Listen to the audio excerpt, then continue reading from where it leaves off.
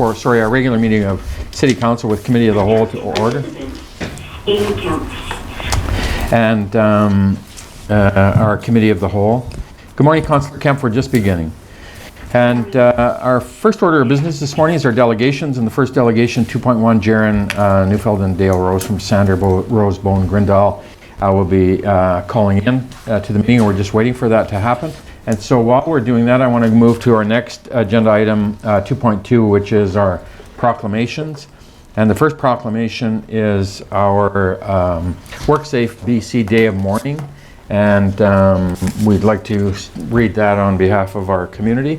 And again, with the current situation with the coronavirus, we're restricting the ability for delegations to get in just because of the inability to maintain that social distancing. Announcing participants.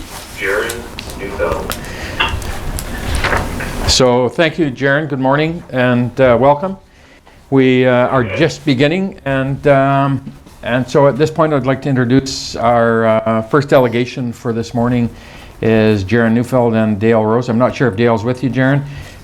From Sander Rosebone Grindal are in attendance regarding our 2019 financial statements. Good morning, gentlemen, and welcome, and thank you for joining us, and we appreciate it, and we'll turn the floor over to you.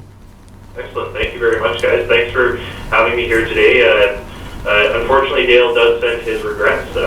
With everything going on out there in this tumultuous time, the firm's basically taking a perspective if you're feeling unwell, you have to self-quarantine for 14 days, and so Dale's kind of right in the midst of that right now, so she's at home, but we are pulling through. So without further ado, I'll jump right into the presentation of the auditor's report. I believe you guys have in front of you a set of your annual financial statements. If you turn to page 2, you'll see our auditor's report, which is addressed to the mayor and council of the corporation of the city of Dawson Creek. It states that we've audited the company's consolidated financial statements of the corporation of the city of Dawson Creek, which comprise of the statement of financial position as at December 31st, 2019, and the consolidated statements of operations and changes in surplus, changes in net debt, and cash flows for the year that ended, along with a summary of significant accounting policies and other explanatory information. In our opinion, the company consolidated financial statements present fairly in all material respects the financial position of the corporation of the city of Dawson Creek as at December 31st, 2019, and the results of its operations and cash flows for the year that ended in accordance with public sector accounting standards. We conducted our audit in accordance with Canadian generally accepted auditing standards, and we believe that the audit evidence that we've obtained is sufficient and appropriate to provide a basis for our opinion. Management is responsible for the preparation and fair presentation of the consolidated financial statements in accordance with public sector accounting standards, and for such internal control as management determines is necessary to enable the preparation of consolidated financial statements that are free from material misstatements. Our objective as auditor is to obtain reasonable assurance of whether the consolidated financial statements as a whole are free from a material misstatement, whether it be due to fraud or error, and to issue an auditor's report that includes our opinion. As part of our audit, in accordance with Canadian generally accepted auditing standards, we exercise professional judgment, and we maintain professional skepticism throughout the audit. We also identify and assess the risks of the material misstatement of the consolidated financial statements, whether due to fraud or error. We obtain an understanding of the internal controls relevant to the audit. We evaluate the appropriateness of the accounting policies used, and we conclude on the appropriateness of management's use of the going concern basis. In addition, we also evaluate the overall presentation, structure, content of the consolidated financial statement, and we communicate with those charged with governance regarding, among other matters, the plan, scope, and timing of the audit, and significant audit findings, including any significant deficiencies in internal control that we would identify during our audit. So, in other words, it's a clean auditor's report. That is a skimmed down version. The auditor's report used to be one page, but a couple of years ago here they wanted to, in the spirit of trying to have as much clarity and exposure as far as what goes into an audit, did beef it up to about 2 pages and get all the way up to 3 pages to try and make sure that everyone's well aware of what goes into an audit. So. Perfect. Thank you, Jaron. Council, any questions? And administration, Flavia, Blair, do you have any comments or questions for our delegation? Well, no questions, really, just a thank you on behalf of the city, and a thank you to Flavia and your team. Obviously, a clean audit. You guys work hard down there to ensure that everything we do at the city meets all of the acceptable standards, and again, to hear the auditors talk about a clean audit, I think can give some assurance to not just council, but the people of our city that things are going the way they should be. Thank you. And I think it's and I also want to echo the thank you to Jaren and Santa Rose Bone-Grindel for as our external auditor, and it is exactly that. It's an opportunity that we have to be able to ensure the fiduciary duty we have as a board on behalf of the residents, the taxpayers, that our financial statements, our financial information, our financial records are appropriate. They're prepared with the integrity and trust on behalf of our residents through our staff, and I thank Flavia and her entire team for that. And the external auditor comes in and gives us that reassurance that these financial statements that are being prepared by our finance department are prepared in a way that are free and clear of any misstatements, and we appreciate that. And we appreciate the work that you guys do, Jaren, in terms of handling this for us on a very professional manner, and gives us the confidence that we are handling the financial services of our community and residents and taxpayers appropriately. So thank you for that. Oh, thank you very much, and I'll echo you guys as well, and thank Flavia and her financial team. There's a lot of work that goes into this, and they strive very hard to make this as smooth and timely as a process as possible. So really, thank you guys so much for that. It's a great audit to be a part of, and we really enjoy working with you guys. Thank you so much. We appreciate it. And if there's no further questions, we'll allow you to move on with your day, Jaren, and give our best to Dale. Thank you very much. Take care, guys. Thank you. Bye. So now we'll go back to our proclamation under 2.2. Whereas the Day of Mourning was initiated by the Canadian Labour Congress in 1984 and is recognized worldwide. And whereas the Day of Mourning is a day to take time to remember lost co-workers, friends, and family who lost their lives, were disabled or injured in the workplace, and those that are afflicted with industrial disease. And whereas we earnestly seek to set an example and reflect on our commitment to the issue of health and safety in the workplace, now therefore I do hereby proclaim April 28th, 2020 as the annual Day of Mourning in Dawson Creek. And because of our inability to be able to handle our normal recognition of the annual Day of Mourning by hosting a barbecue out in the lawn with our members of the employees union QP here, and recognize that we're not able to do that this year, we have sent a letter on behalf of council indicating the proclamation would be signed and how important it is for us as a community to recognize this important day in our community and our country. And we'll make sure that we get the proclamation off to them. All right. The next proclamation we have this morning is the proclamation of May as MS Awareness Month, and again it was requested by Sherry Mitofer, and we'll read it out and ensure we get the proclamation to them. Whereas multiple sclerosis is a chronic, often disabling neurological disease affecting an estimated 1 in 385 Canadians and approximately 12,000 British Columbians. And whereas multiple sclerosis symptoms vary widely and may lead to problems with numbness, coordination, vision and speech, as well as extreme fatigue and even paralysis.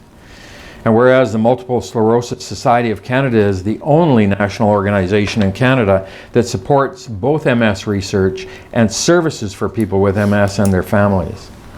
And whereas annual fundraising events such as the MS Walk, the MS Bike, and the A&W Burgers to Beat MS support programs to enhance the lives of people affected by multiple sclerosis and their families, and supports the MS research in Canada. And whereas together we will find ways to enhance the quality of lives for people affected by multiple sclerosis and to find a cure to end MS. Now therefore, I do hereby proclaim May 2020 as MS Awareness Month in the city of Dawson Creek. And I want to offer our sincere appreciation to all of the people in our community who support MS, support the initiatives of MS and the awareness of MS in our community and the country, and certainly those that donate financially to help to the research to be able to help find a cure. So thank you, everybody, and again, we'll make sure we get the proclamation to them.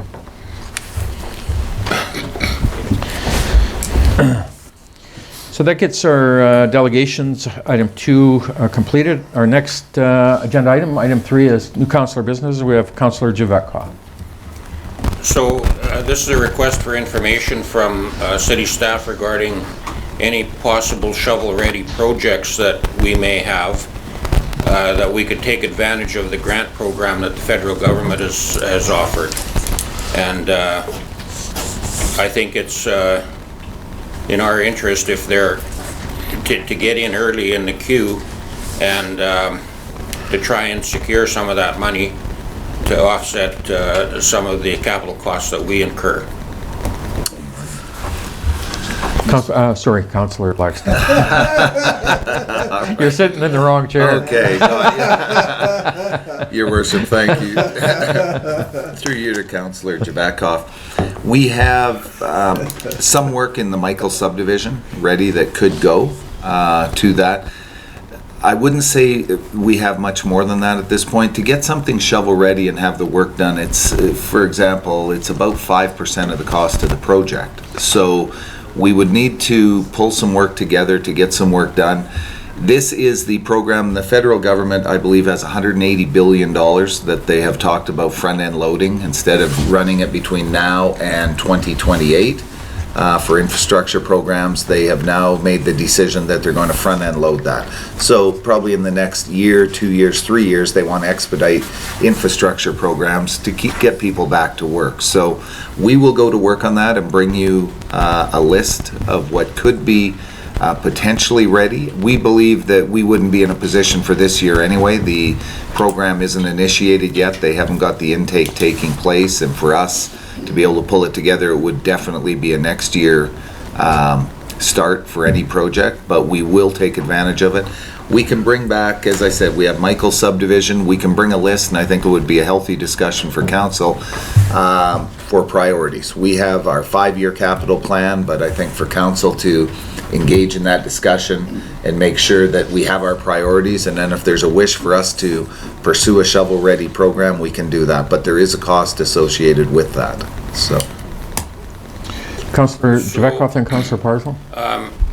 Has there been any details as far as what percentage they'll contribute to? Nothing yet. Just the announcement that they were going to front-end load the 180 billion, and I believe that's the number, and spend it on the first number of years. I don't believe all of it will get spent, but they want to get people back to work as quick as possible. Mm-hmm. Councillor Parslow. Question to staff: the airport runway.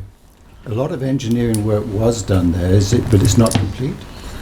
I would have to reach out to Kevin to see where we're at on that.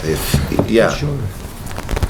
We'll just bring do you have sorry, Mayor, do you have any reference to the I think we had the engineer involved in some of that initial preliminary design and doing all of the where we could for zoning and things like that, but I don't think we did any of that actual technical aspect of the actual engineering of it itself. We were more looking at the scope of how it would impact zoning, where we could develop it, how and what we would be able to do, and that was the engineer that they had in sign. But I don't think, Councillor, we had anything to do with the actual engineering of the infrastructure itself. Okay. That's my understanding.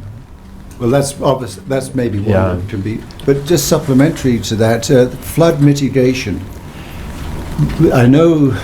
I believe we're pretty close to the final mapping work being completed, are we not? So what would be is that something that we need to pay attention to? we have 102nd Avenue has been a priority under that to try and get that work done. I see Kevin is here. We were talking, Kevin, about the shovel-ready projects for the program the federal government has announced. We have some work within the Michael subdivision that could be in a position to be able to move that forward in short notice. The airport runway was asked. Where are we at on the airport runway? It's not shovel-ready, is it? So through your worship.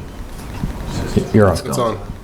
Through your worship, honestly, I would have to go back and look. I'm not familiar with where the runway project is at as far as designs and the Okay. such. So I wasn't involved with it originally, so sorry. And the flood mitigation as well on the 102nd. How close would we be to be able to act on something like that? So flood mitigation, now that we've got the report that'll be coming to council next meeting, we've got that final report in, so there'll be some information in there that talks about some possible infrastructure upgrades, and I think we would still need to do some design on that, but you're probably a couple months away from, a month or 2 months to get some designs, depending on procuring consultants and the such. Okay.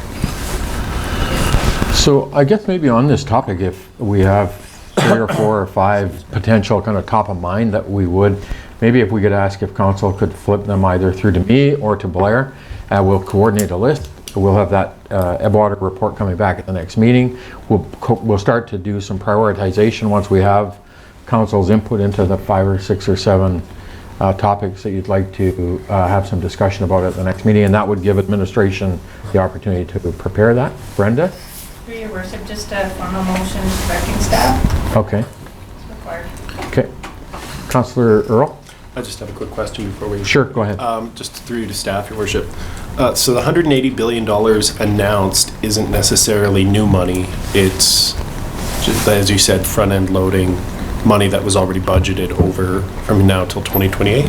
I believe that's yes. And we've seen very little unless something has came through that the announcement was there. I know they're working on the program, but we have no particulars on it at this point. Okay. So if we could, council would like to prepare, if we could have a motion to direct administration to, and we'll prioritize a list of capital projects that we would like to see, if we could do some initial prioritization of them to move forward with some shovel-ready projects. Councillor Jebecca? Yeah, I'll make that motion. Thank you. Second? Councillor Parslow? Discussion? The other one I would just raise as a kind of a topic is we've talked about the whistle cessation with CN and that infrastructure installation of the crossings at 17th, 15th. That may help that, and I don't know if that would be a qualification under there, but I wouldn't mind having some discussion about that as well. Sure. Councillor Parslow? So can it be taken that for my end, flood mitigation, airport, whistle cessation? My submissions.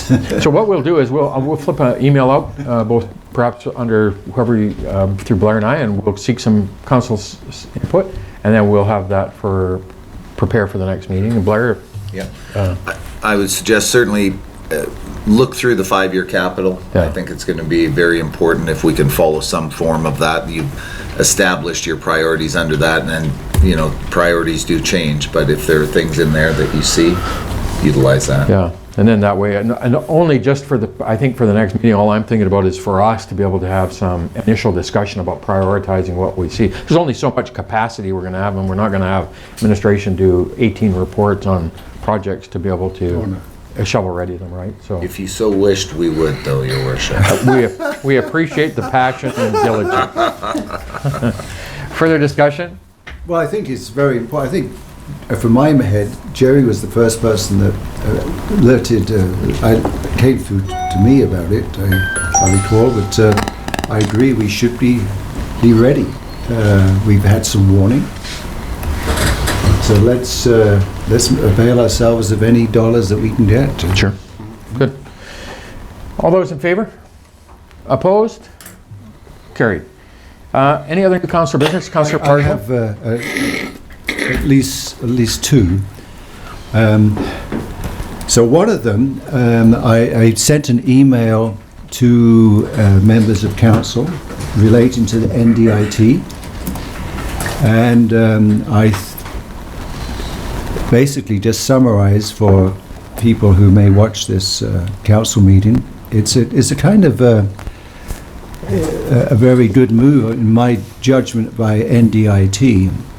Essentially, the Board of Directors has approved staff to provide greater flexibility to communities this year with the Business Facade Improvement Program. The intention of the program is to offset the costs for business owners to improve their business frontages, and the point here is it can still be used for that purpose. But there are many communities may wish to use those funds during the COVID-19 pandemic for response and recovery phases. So for this reason, communities already approved for these funds, and we are a community that's been already approved for these funds to the tune of $25,000, can now direct those funds to local efforts to support small businesses. This may include shop local initiatives, marketing, digital upgrades such as website improvements or other project ideas. Importantly, they've also removed the matching funding requirement within the program for 2020, which means communities can now direct those funds towards business support, marketing and improvement projects with no required matching funds. So the suggestion is that we embrace this broader use of the money for 2020, and that administration worked with Chamber of Commerce on the application process and the accessing of the funds. The funds are there, held for us, earmarked for Dawson Creek. The projects must be coordinated, and then they will reimburse. So I would suggest that the administration and handle this with in partnership with the Chamber of Commerce. The important thing is that these funds are to be available for all members of the business community, not just those who are part of the Chamber of Commerce. Good. Awesome.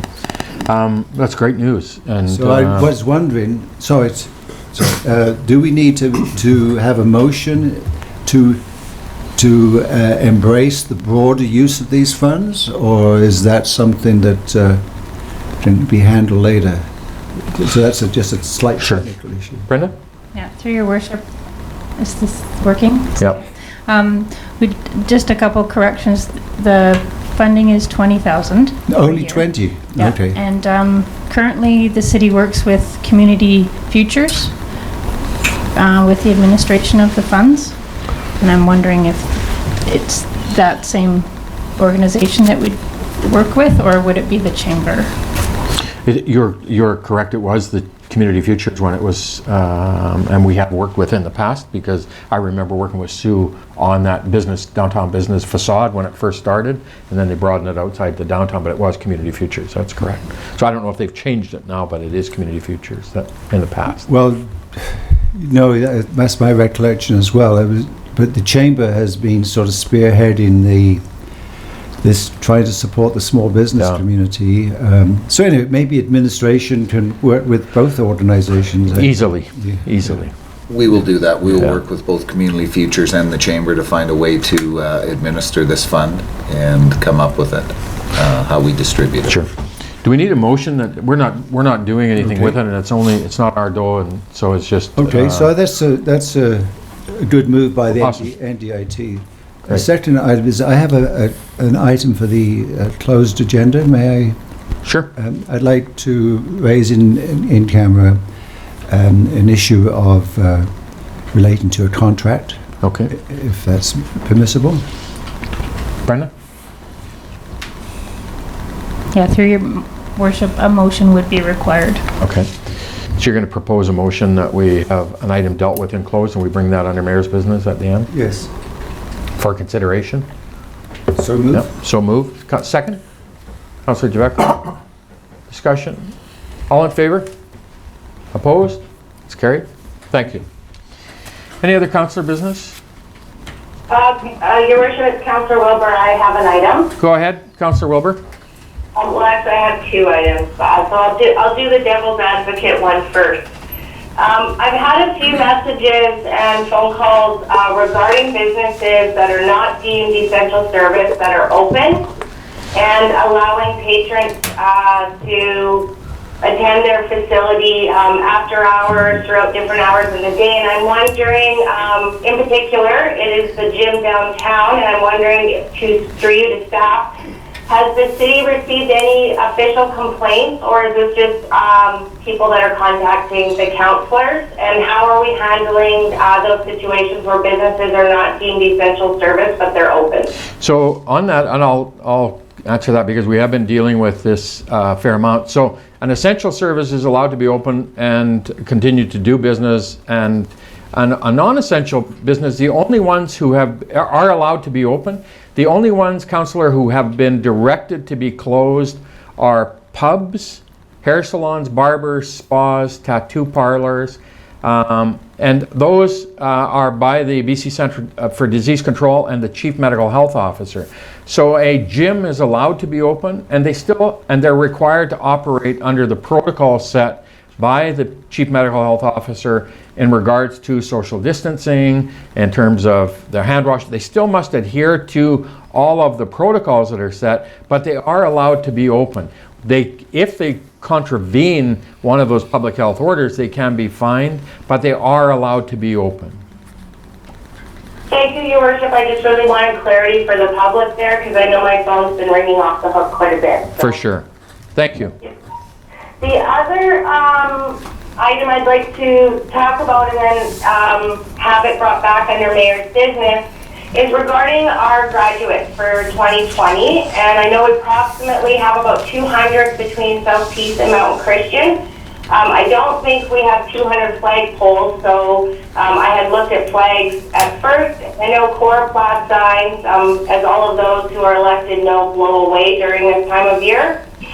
So I would like to recognize, and I've seen it on Facebook, but done by many, many communities all over the world. I look at the electronic signs that we have in town, particularly the Encana Event Center, and I'm wondering if we could not explore recognizing our graduates of 2020 through a slideshow on our electronic sign at the Event Center, and possibly reaching out to local businesses that also have them. I think it's a neat way that we can recognize our grads and with no cost. So I would like to bring that back under Mayor's business. Thank you. So that's by way of a motion to recommend. Do I have a seconder? That we bring it back, Councillor Jebecca. Thank you. Discussion? All in favor? Opposed? Carried? Thank you. We'll bring it back under Mayor's business, Councillor, and we'll understand whether the feasibility of it. And but I appreciate the suggestion. Thank you. Anything further, Councillor Wilbur? No, that's all I have. Thank you. Thank you. Councillor Kemp on the phone. Anything further for you? No, I'm good. Thank you. Thank you. So we'll move to item 4, minutes of our regular meeting of City Council for April 6, 2020. Motion to adopt, Councillor Parslow, second, Councillor Earl. Any errors or omissions? All in favor? Opposed? It's carried. Thank you. Minutes of our special meeting of Council for April 9th, 2020 for adoption. Councillor Parslow, second. Councillor Earl. All in favor? Opposed? Carried. And the minutes of our special meeting of Council of April 14th, 2020 for adoption. Councillor Earl, second. Councillor Parslow. All in favor? Opposed? It's carried. Any business arising from those minutes? Thank you. We'll move to correspondence. Item 6.1, we have a letter from Sherry Mitofer in regards to the MS Society of Canada requesting to fly the MS flag for the month of May at City Hall. Councillor Parslow move, second. Councillor Earl, discussion. Now we're bringing back a flag policy as well later on in the agenda, but we'll deal with this now and then deal with the flag policy later on.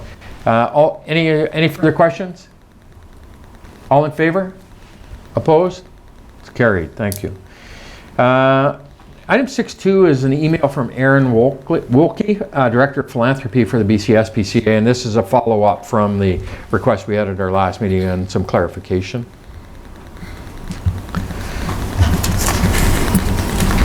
Councillor Parslow? I move we receive it for discussion. Thank you. Second? Councillor Earl? All in favor? Opposed? Carried? Go ahead. Well, I'm just looking at this and appreciate the information, but it seems to me we have so many organizations in the community that would have similar reductions in revenue, and I don't see how you can handle one without the other, so I'm just have concerns acting on this. Sure. Thank you. Further discussion? Thank you. And we don't need anything further from this point if we're not providing direction. 6.3, we have a letter from Terry O'Dwyer from TBO Advertising regarding a request to suspend all the arena advertising boards invoicing for 2020. Councillor Parslow? Moved. Second? Councillor Earl? Councillor Earl? I don't know if you guys have, sorry, thank you, Your Worship, through you to staff. I don't know if staff have the figures handy, but just for my own edification, it's about $25,000 the city receives from the various rink boards in the memorial. And I will have to look to find, do we have that number with us? no, We don't. okay. So I mean, it's not a make or break number, but as we, pile up these incremental expenses bit by bit in dealing with COVID-19. I do obviously, charging somebody for advertising at a facility that's not able to be used and not open is I don't think the tone we want to set, so I'm happy to support this, but I would like to know how much revenue we're foregoing in doing so. all right, we can bring that information, Your Worship, back and make sure council gets it, and if it's possible, we'll try and even do that for this meeting if we can pull that together. But Mr. O'Dwyer had reached out to us, and rightfully so, with everything going on and the uncertainties in the world today, not sure whether our arenas will be open this year or not. So, Yeah, we'll be able to get that information, I would think, fairly quickly, and perhaps have it back for council before we're done today. And we'll do that. And yeah, I don't think it's that significant. Councillor Jebecca? So have those people already paid, or do they pay at the beginning of the year for the year? Would we just defer or move their rent for those signs till next year and keep their money, or? We have a contract with Mr. O'Dwyer who goes out and secures that advertising, and then he realizes a portion of that revenue for the work he does. We put out a tender, I believe it was last year, and he was receptive to that. So this, I believe he looks at it on a quarterly basis, but I will bring that back. And that's why it would be for the remainder of this year, and then we would have to evaluate 2021 based on what we see with this pandemic going forward. Will the arenas be open in the fall? So I can bring you that when we bring the information back on the financial side. I think Terry goes out, he's got the contract, I thought, for 3 years, and Yes, he goes he out does. annually, checks with the business, wants to see if they're still interested in having their arena advertising, and then the invoice goes to them, and he gets a percentage of that back. And he says in his thing, in his letter to us, as I feel that almost all businesses will cancel their one-year contract this year. So I believe that's the process, and so what I think he's saying is no sense going out if they're struggling. So, but we'll get the amount later today just for council's information. Thank you. Any further discussion? All in favor? Opposed? It's carried. Thank you. We have a letter from Gary Foster, the Mayor of the Northern Rockies Regional Municipality, regarding the U.S. travelers on the highway. Councillor Earl? Discussion. Receive for discussion. Second, Councillor Parslow. All in favor? Opposed? Carried. Go ahead. Thank you, Worship. So through you to staff, and I had a brief conversation with Blurr about this when the agenda came out last week with respect to, and just if you could reiterate, you mentioned people entering Canada, those entering Canada, what they're required to provide if they're, traveling through to Alaska, which is the the case or the concern expressed by the Northern Rockies Regional Municipality in their letter. And obviously, as mile zero of the Alaska Highway, that does have a potential to impact us. So it can just for Certainly. everyone's information. All right. Well, thank you. Through you, Your Worship. As travelers will cross the border, and it's limited as to who can and who can't cross the border based on, but there are people that may be in the lower 48 that live in Alaska or travel up there. They need to, upon crossing the border, present the officials with their plan, how they plan to traverse to get from point A to point B, what their destinations will be, what their points of stopping will be, and so on. So there can't be no plan in place, similar to what happens now with people returning via air into the country. Or so it's interesting. I don't have the details. That's a federal jurisdictional issue, that the plan and how deep they go, but our understanding is it a direct path? Are you overnighting anywhere? I don't think they go to the point of where you're receiving your fuel, but if you do have to stop, how are you doing with that to avoid the 14-day quarantine once you cross that border, if they're going into the other jurisdiction of Alaska, if that makes sense. So, there is a plan required. So, I do know from the letter their primary concern is just a lack of capacity to police something like that and oversee it, obviously. Yeah. So I do appreciate the letter. I share their concern. My hope is that the federal government, if this is their plan, they're properly resourcing that to ensure compliance. But I don't know what capacity we have to lend any further hand in this, other than to be diligent as citizens. And if you're noticing, out of country license plates, maybe just keep your distance, be friendly, but from a different distance. And yeah, thank you. Thank you. In this instance, Your Worship, we don't have a lot of jurisdiction and ability to monitor this. What we do, though, under many of the orders right now, they have reached out, the provincial government has reached out to the municipalities to utilize our bylaw officers to help inform people of the health orders that are out there. They've extended that to a little more authority at this point, but something like this would be very difficult. And as I think, Councillor, you have it right. If people see this occurring, we'll just have to keep our eyes open as they traverse their community and the province. Thank you. Any further direction? Any further discussion? Thank you. Just one. Go ahead. Obviously there's so much going on with this COVID-19, but it had missed me until I read this letter that U.S. citizens cannot come here through the border just for leisure or recreation purposes. It had to be something other than that. I didn't know that until I read this letter. So we have so many returning Canadians who've come from the States, spending a considerable period of time on leisure, recreation. They've been allowed back, which is their right, but it's a two-way street. I wonder how long this will prevail. Yeah, I think the Premier announced this 2 weeks ago that if somebody's returning in, they must have a plan in terms of how they're going to handle their return, time in the province. And somebody returning as a resident must self-isolate, must quarantine for that 14 days if they're returning in. Yeah, but my point is more towards the tourism industry. Yeah. We have vast majority of our people passing through our community are U.S. citizens doing the Alaska Highway or returning. And I just didn't realize that they couldn't come up for a holiday. No.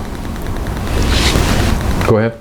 So my brother and my dad live in Whitehorse, and I know the expectation for people entering Whitehorse going through if they summer in Alaska, which is I think but they're expected to not be in the territory for more than 24 hours. It's basically pass on through and be on your way.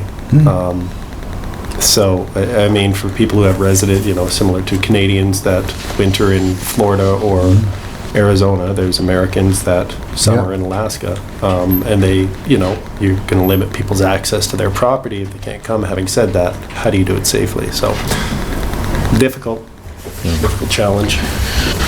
Thank you. Good discussion. Item 6.5, we have a letter from Connie Potratz, a Dawson Creek resident, regarding a request to be added to the Spring Cleaning Boulevard list. So maybe if we can have a motion to receive for discussion, then I'll get administration. Councillor Parslow, second. Councillor Earl. All in favor? Opposed? Carried? Blurr? Through your worship, at this time of year, we get a number of, requests brought forward with regard to the gravel we lay down through the winter months in order to keep our roads safe. We do have a program. We will do boulevards. We will do seniors in some instances based on the intersections. I believe that Kevin has reached out to Ms. Potratz already. We have where they can phone in and get on a list, and we have groups that go out and do this on behalf of the community, and then we make a donation to those groups. Okay. So I believe this has been looked after as far as Kevin has reached out to her. We want to be very cautious that we don't go on a city list that we have to do this. The number of people we would need to hire a crew just to do this. We go out and do the best we can. Many people will do it themselves when they can. Some can't, and that's when we encourage them to phone in, get on the list, and the volunteers will go out and do that. Great. Thank you. Okay. Councillor Jebecca? We do have areas that are excessive. I know the corner of 108th and 13th Street, you get a huge pile of gravel on the boulevard there because those intersections are graveled. And I think that's the same issue with the junction of Sam Wilson Way and 108th on the corner. They're graveling lots there because of the school buses, and you get a huge lift of gravel on the boulevards, which is way excessive for anyone to take it on themselves. So I think those sites are they're legitimate to put on the list. You know, you've got the sweeper down a block away on 13th Street, and to bring them up is not that big of a deal, but that's just a comment. Okay. I would have to, the way we'll handle it, and if it works, the volunteer side of it right now where we contribute to these groups, go out and do that so the homeowner doesn't have to. Right now it seems to have been working quite well. We're doing quite an extensive cleanup, and this time of year is always, for those of us that have been here, for anybody new, they'll recognize that it takes a bit of time to get it cleaned up, but we'll continue to do this. We do encourage people where possible, if they are sweeping their rocks and grass out onto the road, that they clean up behind them. Many times we're getting calls now, the street sweeper has gone by. We have residents then doing their yards, sweeping it out into the roadway again. That doesn't help. If it's at all possible, if you're able, once you finish sweeping, clean up behind you, it certainly would be encouraging to do that. It makes for a much cleaner town, and I think people would feel better about that. So I think we have this now move forward with Kevin looking after it, and if it doesn't get looked after, we'll make sure we stay in touch with Ms. Potratz and ensure that, and understandably, she's not able to look after it. There is a heavy accumulation. We don't want it getting built up either on the boulevard, so we'll make sure to have administration work with her, and if it doesn't work, we'll bring it back for council's consideration to put it on the list. Councillor Jebecca? So just a question that came up the other day regarding these sweepings and cleanup. Are we recycling these sweepings? So through your worship, yes. What we do is annually we collect it all, we take it out to city yards, and then once we have everything collected, we bring in a company to screen the material, get rid of any garbage or material we don't like in there. We pull that aside, and then we reuse it for excavation, backfilling, some in laneways. We try and use it wherever we can. It is, it's a decent product. Right on. Good, thank you. So we don't need any further direction for Ms. Potratz at this time. I think administration have explained it, what they're doing, and if it doesn't get resolved and we can't get a volunteer group, we'd like to know that, I think, council, and then we can provide some consideration or direction on it. Kevin? Good, thank you. 6.6, we have an email from Charlie Rorson, our grant writer, in regards to a request for the Bear Mountain Nordic Ski Association. I would move for discussion. Thank you, Councillor. Second, Councillor Earl. All in favor? Opposed? Carried. Go ahead, Councillor. I just have a question through you to staff regarding this. If we're to approve this, are we actually being a conduit for the funds? Because I know that the Health Services Society actually had to work with Community Futures for funding, because my understanding is the CRA says the city can't be a conduit, and I'm just wondering how this is different, because really we're issuing a receipt for charitable tax and then administering it to a not-for-profit society. So I'm just wondering if this is different and if we're even able to do this. Through your worship, yes, under the Agri-Sport Fund, where this funding is coming from, they've requested that it go through communities to administer these funds. So we will do that. It would be an in and an out if should council decide to proceed with this. Anything to add, Flavia? Councillor Parslow. I'd just like to understand what was just said there. What Councillor said was that there was something similar where the proponent was told that we don't do this thoroughfare. What is that all about? I don't know. I can't answer. Councillor Earl. I can give a little bit of context, and Councillor Wilbur can correct me if I misspeak, but from what I understand, when the Calvin Crooks Centre was under design and consideration, the City of Dawson Creek essentially opened a foundation to collect donations that would help pay for the center. Charitable donations, you'll see if you go in there, there's the post office boxes on the wall with names engraved. Yes, sure. So it's like a donor recognition wall. And at that time, they were able to remit charitable tax receipts to the donors through the city. And then I believe when the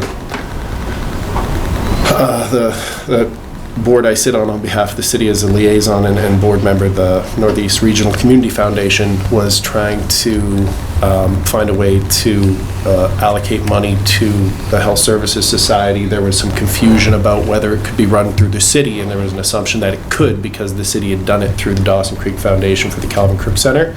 But I think subsequently it was discovered that it was only for that specific project they could do it. So I think Councillor Wilbur's inquiry has to do with how is this different from that, and the answer we got was this agri-fund is specifically, the funds are dedicated with the intent that they are allocated through the community. So sorry, does that make any sense? No, thank you. So I'm, if I may, Yep. Why wouldn't we help our different organizations who are trying to build the capacity of this community with flow-through money? So why would we say no to the Health Society? Sorry. Through your ship, CRA is very clear that we can't be intermediary of a tax receipt in this case if we are not the ones controlling the funds or administrating what the charity is doing.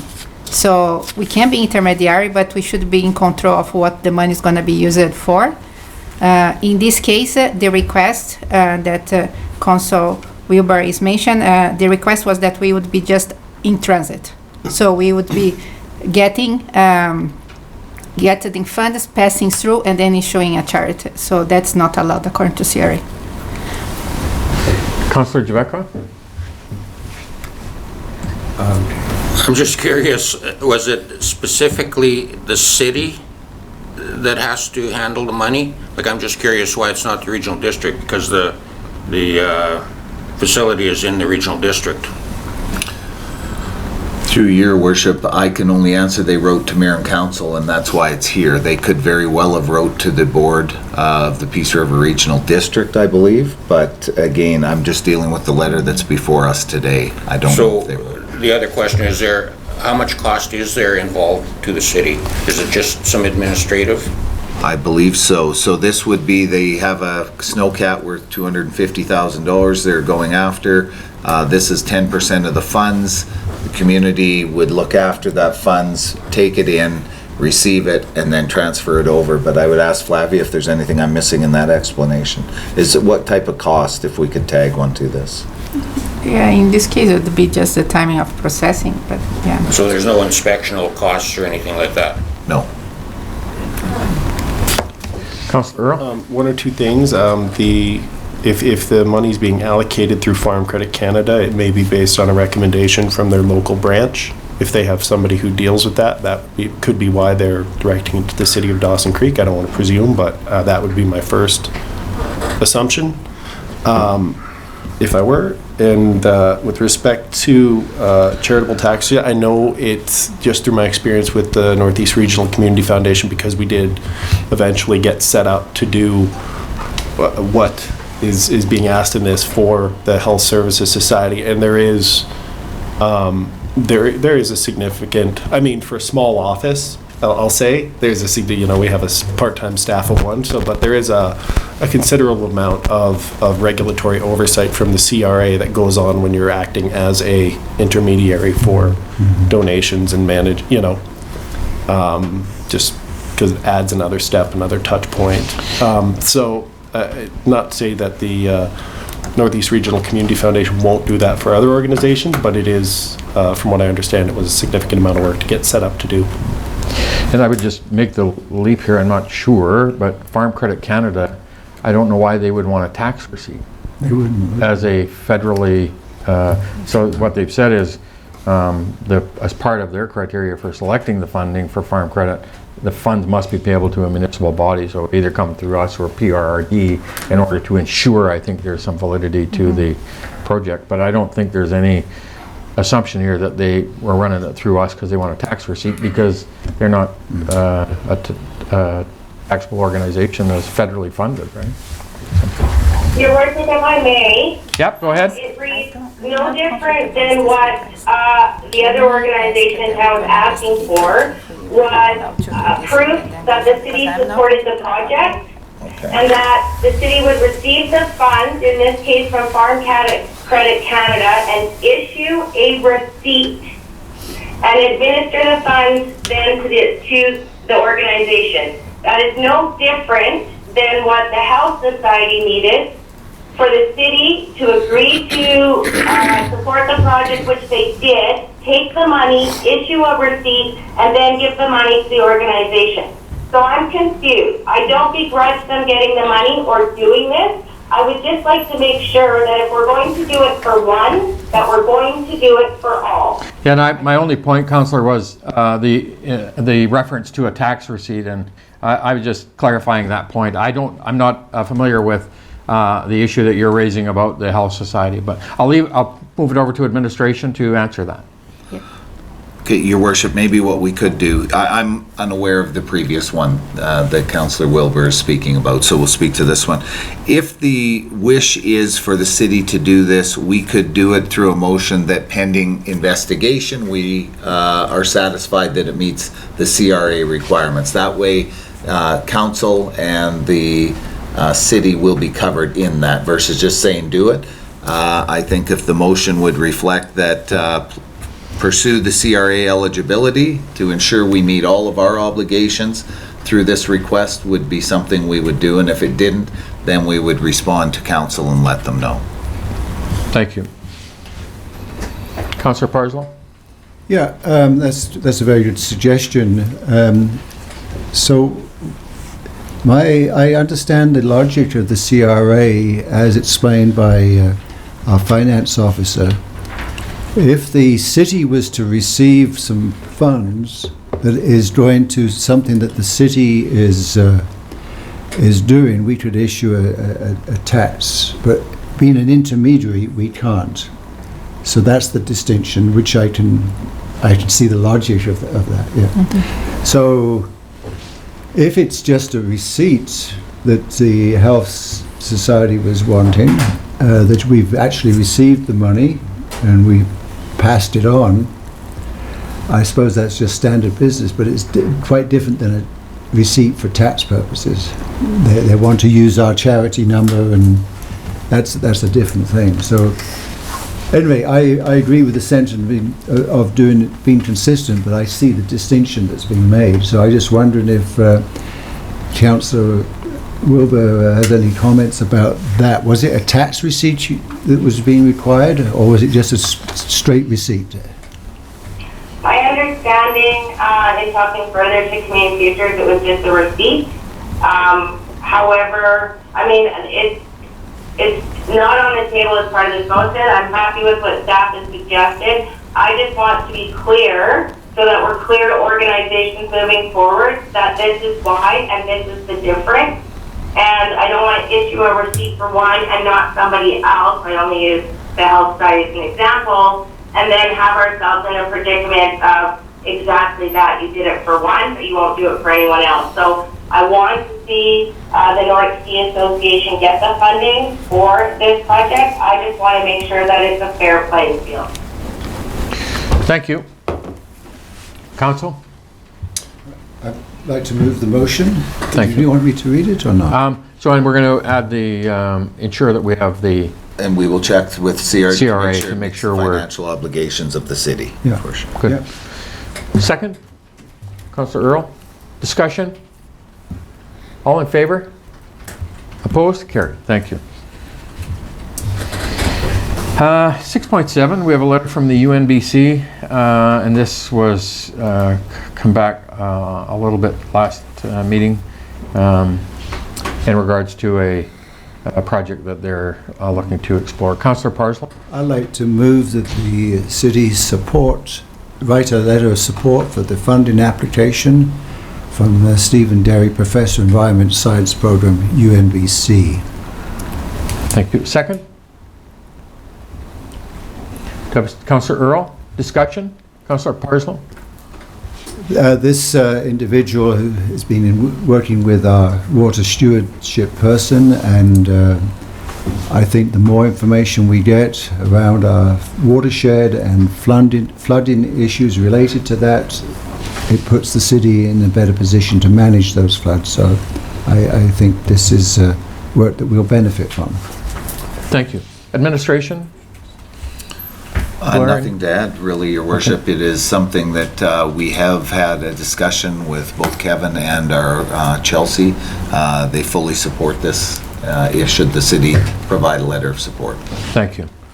Further discussion? All in favor? Opposed? It's carried. Thank you. 6.8, we have an email from Rick Logdenberg, councillor from the City of Nelson, regarding Climate Caucus letter. I move that we receive this for discussion. Thank you. Do I have a seconder for that? For a second time, do I have a seconder? Councillor Earl? Go ahead, Councillor Parslow. Well, I saw that Councillor Earl was gave me the impression that he was very interested already in the content of this letter. No, I think the hesitation. No, I shouldn't even assume the hesitation. Well, he was talking earlier about non-verbal behaviours and being on camera. This is quite the letter. I think that we can all identify with much of the sentiment, and there are some things that we can't identify with. So I would suggest that we might want to look at those parts that we as a council could support at some future date, but at this time just reflect on it rather than take action. But maybe there's some things that one or two of us may want to bring back as things that we wish to raise the flag on, but I can't support every aspect of this presentation for sure. Thank you. Councillor Earl? So I'll just, a couple quick comments here. So just looking over at my former colleague on council, Blair Lekstrom, and remembering some of his responses to similar letters is what made me smile there. I will say, not to say there aren't some initiatives in here that are worth investigation. It's a very ambitious document. Where I find, I guess I'll use the word distasteful or opportunistic in it, is the fact that they're piggybacking on top of the crisis to try and push through something or a series of policies which would drastically change the face of our country. People are already having a hard time with all the changes and challenges that are going on, and an expansion of government power and control that none of us have really seen in our lifetime, regardless of how exceptional the reasoning is made people antsy. This is not, I'm happy to have these debates and conversations with anyone who wants to have them, but I think doing it in this fashion is opportunistic and in poor taste, since we are having it for discussion. Thank you. Councillor Jebecca? I just look at the workload. We do not want to assign this to administration. If individual councillors would like to take something on as a personal project, they should be complimented. It's a shotgun approach, and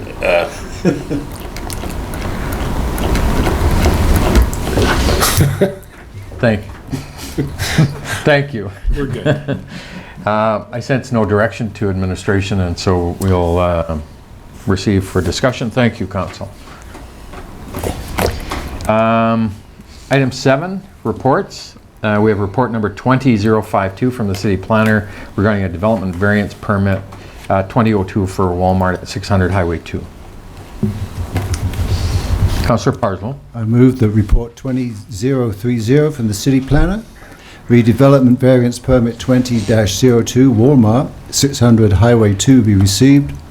Further, development variance permit 20-02 be approved to vary the sign regulation bylaw number 4369 2018 section 7.5 by increasing the maximum sign area for a directional sign from 0.6 meters squared to 0.88 meters squared, and the maximum height for a directional sign from 1.22 meters to 2.9 meters for a total of 8 signs at 600 Highway 2. Thank you. Second? Councillor Earl. Administration, Blurr. This is a variance for the Walmart parking lot, where more and more we're seeing people be able to go online, order up, and have their parcel pickup. So these are parcel pickup delivery spots where you would pull in and park. They wanted the larger signs based on the variance they've requested. It's a national standard they utilize with their signage, and that's what we're looking at here. And it was just because of the national standard they used that was outside the parameters of our bylaw that we're allowed? As I understand, yes. Great. Thank you. Further discussion? All those in favor? Oh, sorry, go ahead. It's Councillor Wilbur. I realize it's their national standard, but other businesses that are national companies in our community did not have to ask for a variance. And we're talking 8 signs, so I will be voting against this recommendation. Thank you. Further discussion? Ready for the question? All in favor? Opposed? On the phone? Opposed. Councillor Wilbur, motion's carried. Thank you. Item 7.2, we have report number 20057 from our corporate officer regarding our flag policy. Councillor Jebecca.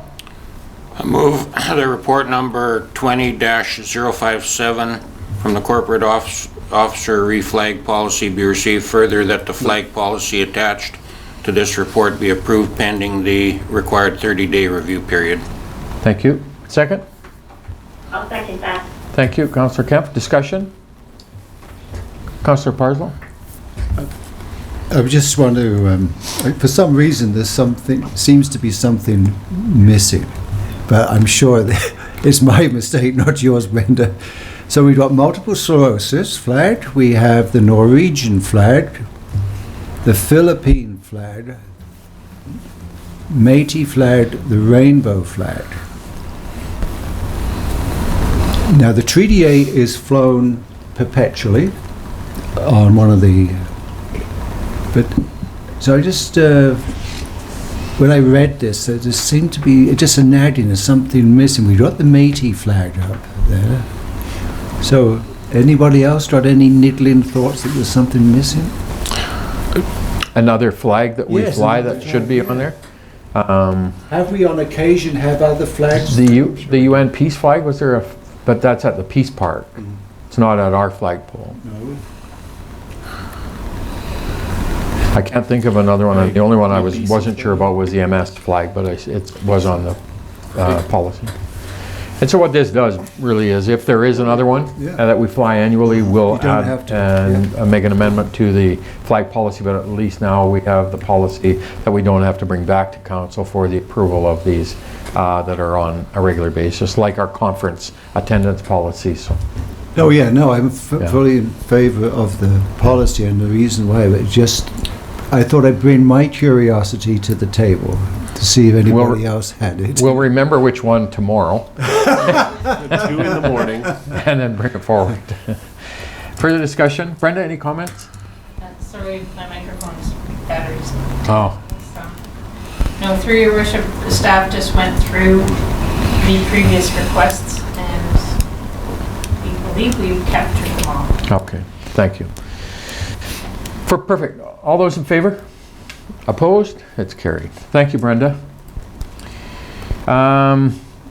Report number 20053 from the General Manager of Development Services regarding our request for quotations for the 2020-09 curbside solid waste collection and disposal. Councillor Jebecca?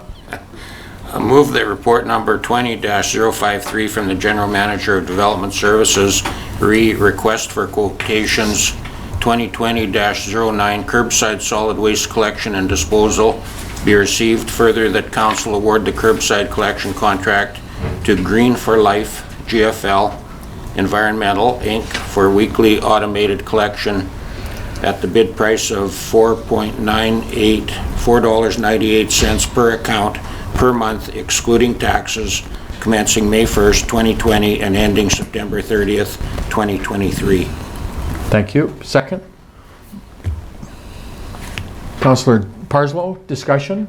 Blurr? Through your worship, we went out to tender, as was stated. 3 bids came back. This is a substantial savings from what we see today. So good news for the actual taxpayers of the city of Dawson Creek. When we see this kind of reduction, it obviously the competitive nature of the bid and so on, but based on the recommendation or the vote of council, we will move forward on this should they adopt it. Perfect, thank you. Further discussion, further comments? So this will be a reduction per every residential account of almost $2.25 per month. Based on the curbside collection, yes, and the council will have to make that, we are going to be dealing with it further in the meeting today, based on some recommendations that we've had with regard to the pandemic and the crisis. This would allow for further discussion at a future date should that rate wish to be adjusted yet again. So we would address that utility account at the future in terms of determining what we can do with that savings. Yes. Perfect, thank you. That's very good news. Further discussion?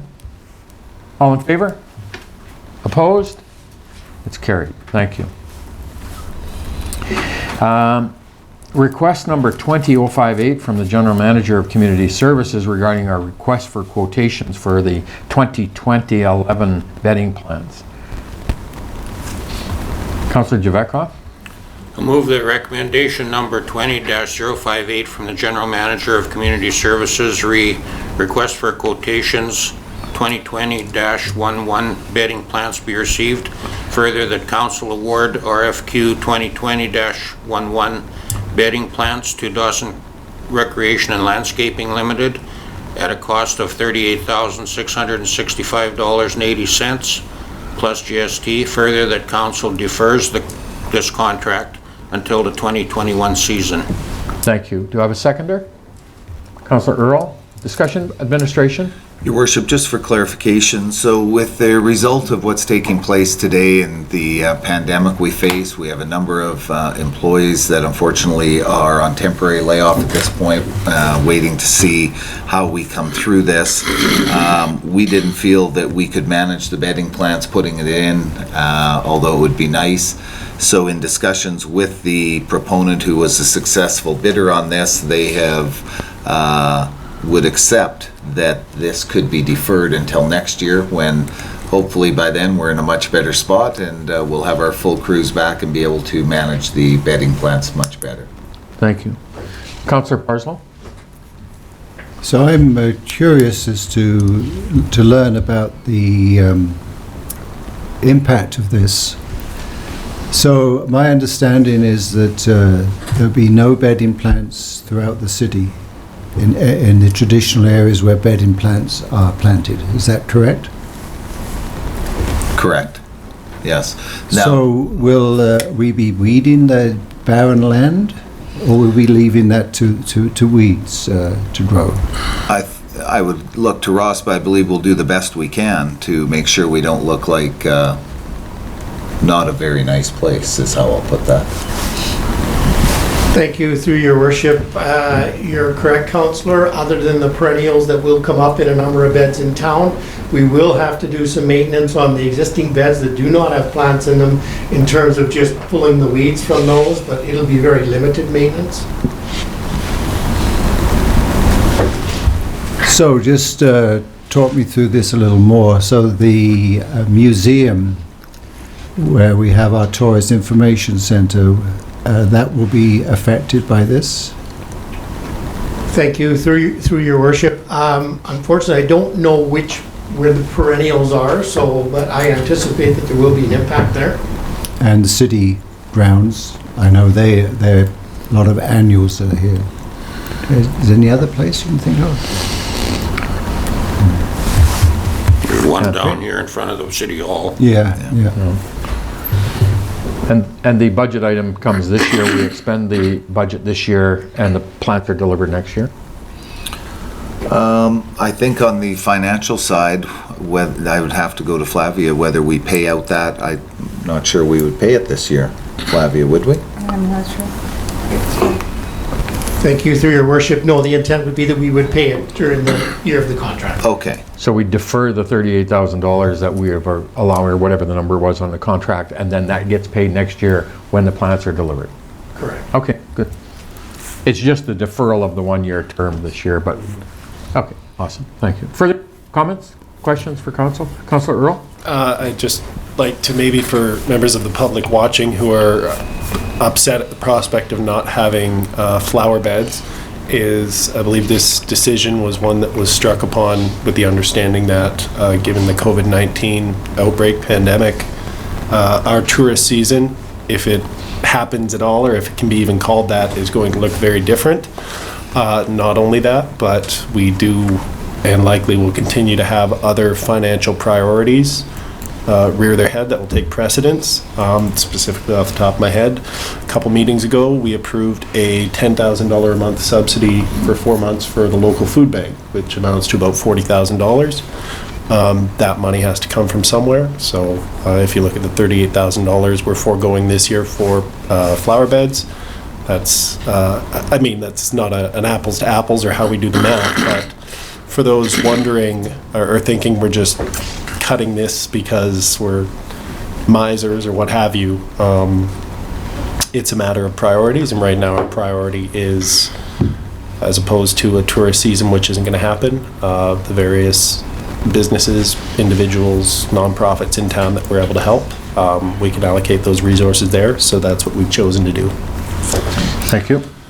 Your Councillor, Worship, sorry. just if I could add to that, not only that, as much the financial side, it is really our ability to deliver this program with the amount of staff we've had to put on temporary layoff and so on, not knowing upon their return. I think it's fair to say there are some services that we deliver that are going to be impacted without question, as much as we'd like to come out the other side of this and think nothing has happened. Financially, there's an impact. Services, there's an impact, and we have to address that at the city. So, Thank you. Further discussion? All those in favor? Opposed? It's carried. Thank you. 7.5, we have report number 20060 from the Water Resource Manager regarding request for quotations for our control network upgrades. Councillor Jebecca. I'll read the short ones. I know the long ones are coming up. I move that report number 20-060 from the Water Resource Manager, request for quotations 2021-01 control network upgrades be received. Further, that council award RFQ 2020-01 control network upgrades to Inland Control and Services, Inc. for the bid amount of $309,225 plus applicable taxes. Thank you. Second? Councillor Earl, discussion. Kevin, do you want to give an update on?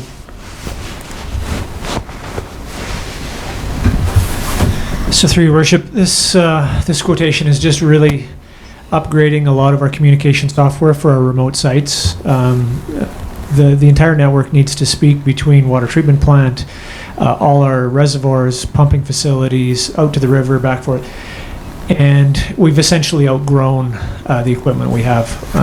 It's dated and antiquated, and it's just not up to where we need it to be. So this is phase one. This will deal with a lot of that hardware on site, and then from there, the second phase down the road will be the radio telecommunication side.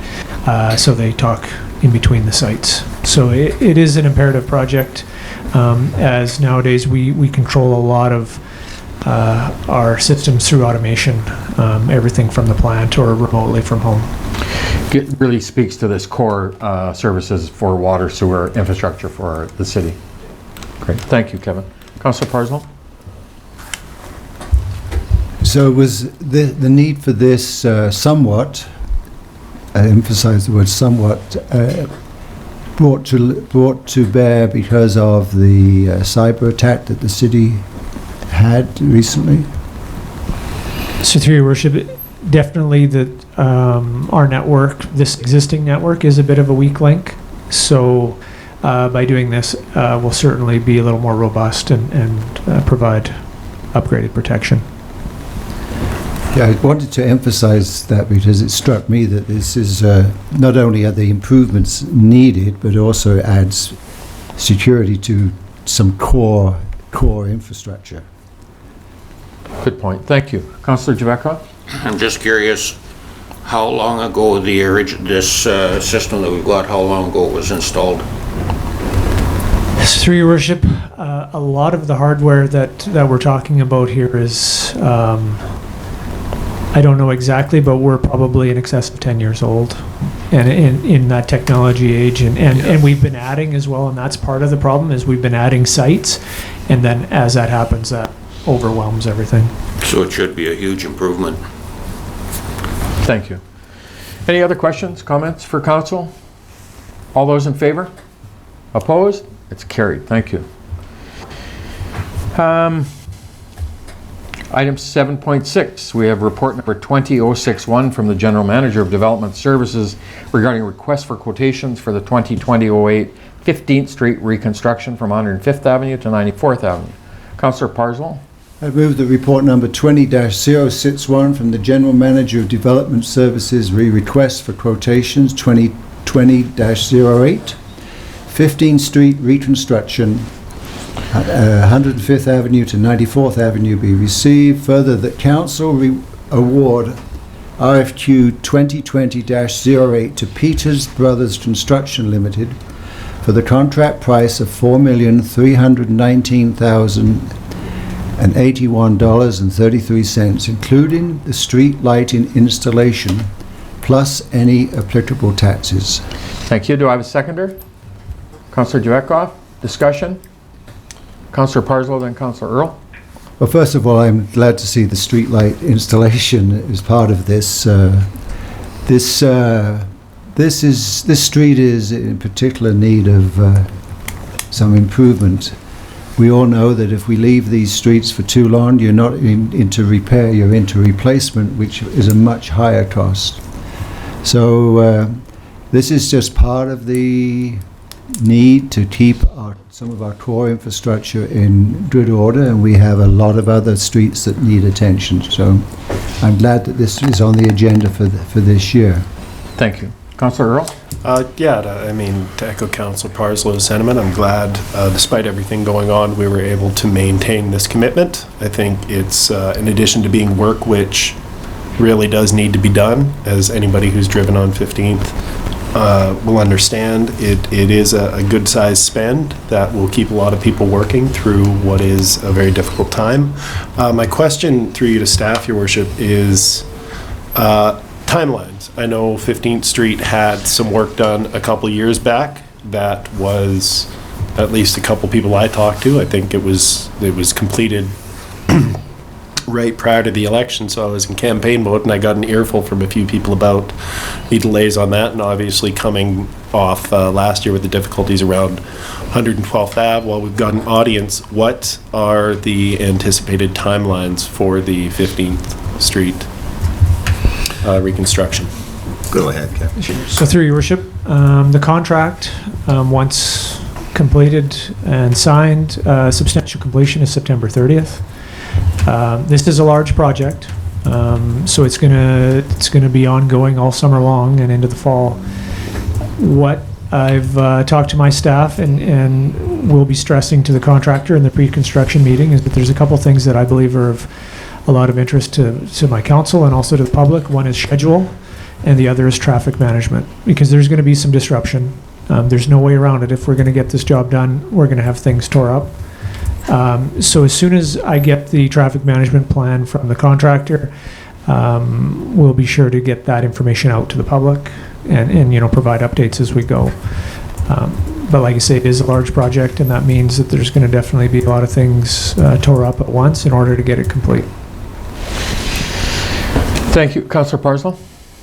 Yeah, well, thank you, Councillor, for that important question, because it is an issue to completion. But linked to that, I'm curious, what improvements are there in penalty provisions? I wondered if we could have some comments on that. I know that's an administrative area, but it is a concern that we have some, what's the word, improved robustness in the application of penalties. So through your worship, the contract includes a liquidated damages clause for any day beyond substantial completion. Now keep in mind that as we go through the project, the contractor can apply for extensions if there's weather delays or other unforeseens. But the language that's in there in this particular contract is $1,500 a day, and it's it's more of a delay penalty as opposed to the we had in previous contracts, which was more of a cost borne by the owner delay. So in the previous contracts, we would have to prove that there was additional costs on the owner because the project went on longer, where this particular language is, it's simply a delay. If you go beyond, it's $1,500 a day. Thank you. Any further comments, questions? For me, the only have two. I think the traffic, 15th Street. I use living on the north side of the hill. I use 15th Street probably 2 or 3 or 4 times a day, and so I'm assuming anybody west of 15th Street now is putting more traffic on 17th Street, and any of us living east of 15th Street are putting more traffic on 8th Street. And so I just raise that as now our traffic management is going to be even enhanced even more on those 2 main arterials. So I think that's a piece of just we want to make sure we ensure we keep as much of that, any impact on 8th Street or 17th Street now, to ensure we can maintain traffic flow, because they're going to feel a lot more congestion in regards to the amount of traffic that they see both from the north side as well as south. But I'm ecstatic to see the project moving forward, and it is going to be, it's a major street for our community, and it's a major project, and it's going to be traffic impacted. And now the residents that are on there, anybody that doesn't have access to the rear of their property for parking, have we got any issues like that? Do we engage with the residents, Kevin, on concerns around that? So through your worship, most of those properties, as I think about it, there is alley access Most of those homes along 15th Street and properties are side yards because most of them front the avenues. Only a few blocks within there do the homes or properties actually front 15th. So most of them have primary access on the avenue, so they'll be able to come at it from either the east or the west. But that's always a bit of an issue, and it's the responsibility of the contractor to ensure garbage pickup is maintained and mail delivery and such. I was thinking about the ones north of, on the east and west side. So in behind Reg Norman, I don't know if there's access there, but on the west side, is there? There is, through your worship, there's a lane between or behind those properties on the west and on the east, I believe, so they should have rear access. Councillor Jebecca? So I noticed that there's $1 million savings between our budget and the bid. Could we start planning something to use up that $1 million? Through your worship, we will be bringing you something very shortly based on the condition of our roads for a patching program, an enhanced patching program this year, above and beyond what we budgeted for. So a portion of those cost savings will be brought, and should council proceed with that we bring forward, be used up for that. Probably half of the cost savings. So go ahead. Just a note, with the oil prices this year, we might get some good deals on patching work, asphalt work. It's amazing how, I think, to see in the condition of some of our streets, how badly we've seen some of them get hammered this spring, and I don't know what it was, but man, there's been some unusual stuff this spring. And the road condition, I know 92nd, 13th Street West has really got it, and down past Councillor Wilbur's through that corner, and 14th and 93rd. It's just weird. So through your worship, the main culprit in all of this is water. Surface water creates an incredible amount of issues for pavement structures, and that's why we get potholes, those freeze thaws. So a lot of areas that we see significant issues, it's really a drainage issue, and so when we go in there, we're always trying to find ways to improve that. In some cases, like on 15th Street here, we're including a significant amount of underground infrastructure because from 97th Avenue north to 94th, there's no storm sewer. So the water just runs down 15th Street, hence why it's in tough shape. So we have to do a lot of underground work, add to the cost. But once it's in, it's going to provide, long-term solutions to the problem. Also, we're seeing a lot of, last year was a wet year, and we've had subsequent wet years, and the subgrades are saturated in a lot of cases, and that's why come spring, frost starts to come out and we start to see failures, and things are breaking up more than we've seen in the past. Thank you, Kevin. Further discussion? Ready for the question, Council? All in favor? Opposed? It's carried. Thank you. So we're going to take a 7-minute recess now. It's 10:30 and people need a break, and we'll be back at 11:35.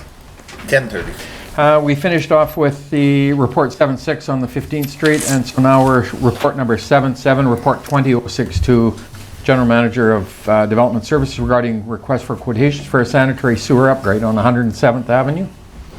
Councillor Parslow. Report 20-062 from the General Manager of Development Services, the request for quotations 2020-10, sanitary sewer upgrades 107th Avenue, 10th Street to 9th Street be received. Further, the Council award RFQ 2020-10 to Big Lead Utilities Corp for the contract price of $167,457.10 plus applicable taxes.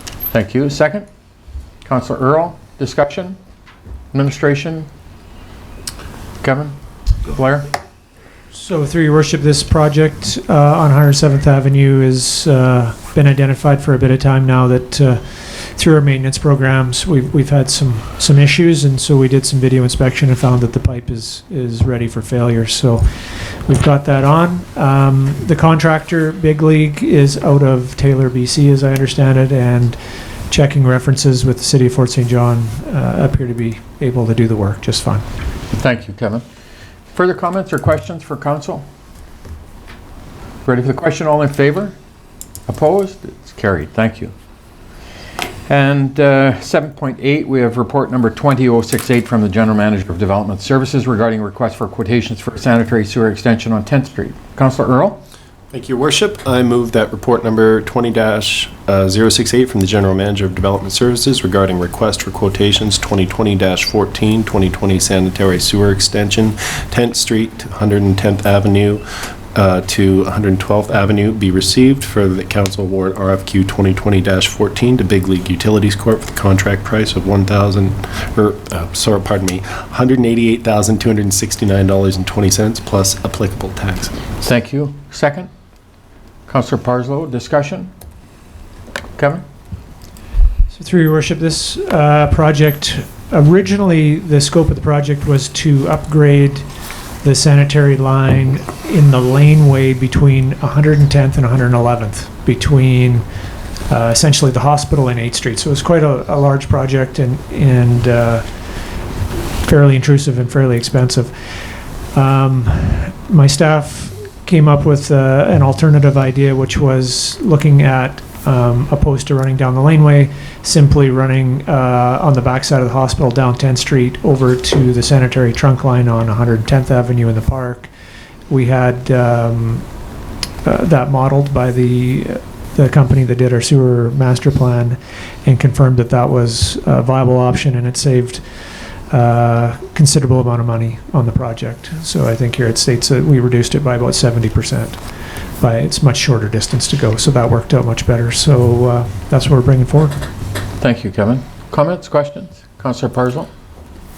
Yeah, so this one, as opposed to the one we've just previously dealt with where we have failure, it's part of the master sewer plan. And I know a lot of work has been done on that, particularly that trunk line along the Alastra Avenue. What percentage, once this work is done, what percentage of that sewer master plan approximately has been completed? If we include this project as, pretend it has been completed. So through your worship, I don't know the exact percentage. I know we've bit off the big pieces, which was, that trunk line was an $8 million touch. We've done a lot of those bigger projects. Now what we're doing as we go through our capital plans for roads, we're looking at the project and then we look underground to say, okay, let's look at the master plans and see if any projects are identified in this roadway, and then we start picking away at it that way. So we were doing 112th last year in that intersection by the hospital, so we knew we were tearing that up. We looked at it, we knew that there was a proposed upgrade underneath 112th, so we said, let's do that now. So we did that last year, and then subsequently we thought it was a good timing to do this project and carry that down the backside of the hospital to 110th. So, I don't have the exact percentage, but we are chipping away at it. And like I say, we've kind of really focused on the capital roadways and what's underneath those roads and use that as the driver to what projects we do next. Go ahead. Yeah, that's a great approach to follow. Maybe another way, this, I don't expect the answer now, but I am kind of curious about this sewer master plan and where we're at. I can recall, and you may have the exact figure, when the sewer master plan was developed, there were some pretty bad sewer situations that people were suffering under. I believe that's been alleviated, or was alleviated significantly by the main trunk line. I'm referring to people in the south part of town. But there's a dollar figure given for the completion of that sewer master plan that I wouldn't mind being refreshed what that was, and knowing, based upon that sewer master plan, what percentage of that is still left to do. I appreciate the approach that you're following. That saves a lot of headache and duplication of work and so on. But I'm just curious to where we're at with that, because all that's funded from the sewer utility. And later on in the agenda, we're talking about utilities charges, and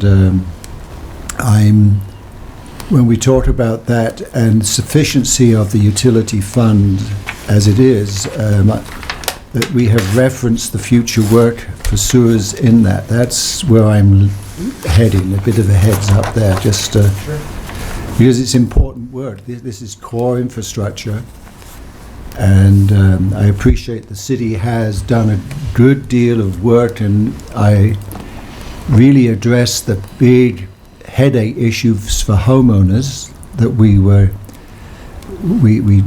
through that trunk line. But I'd just like to know where we're going with this and how it's going to be funded. Thank you. Further comments, further questions? Kevin, we expected from last year the provincial government announcing the potentially the new hospital project. We haven't heard any more about the project in terms of the status of it from the Ministry of Health. Does this project being on that within there, the construction, potential construction of that hospital project, if it begins, and I doubt it will this year, this will be completed this year and completely underway? And does that capacity or any engineering with respect to the hospital, do we know if that would change any of that capacity for utility for sewer down there or water? So through your worship, we definitely took that into consideration with this project to ensure that we have the capacity for any potential new project. Good. Thank you so much. Further questions? All in favor? Opposed? It's carried. Thank you.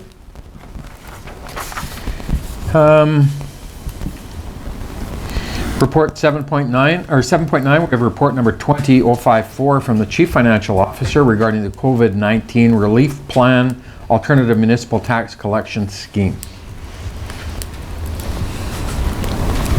Councillor Parslow. I'm prepared to move the recommendation. Do you want me to read it all? Yes. Okay, no, I can see why. Yeah. Yeah, it's televised, and the only way people get to hear it is... Okay. Yeah. Maybe Jeremy would like to play tag, read every alternate line. I'll do the class 4 through You class do the 8. class You 4. do 1 through Okay, I'll do class 1. Right. Okay, recommendation. Class 1 residential, Class 2 utilities, and Class 9 farm.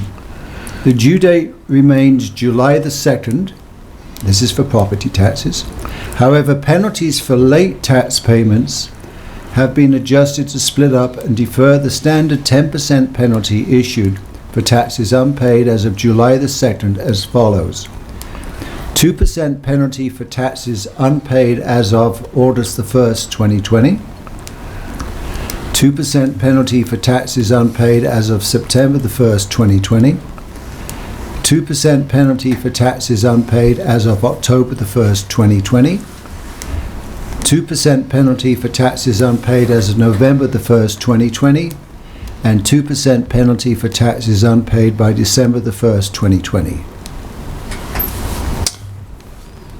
Procedurally, am I allowed to finish it off? Sure. We'll allow it. All right. I'm not sure who's moving it now. Class 4 business, Class 5 light industry, Class 6 business, and Class 8 recreation.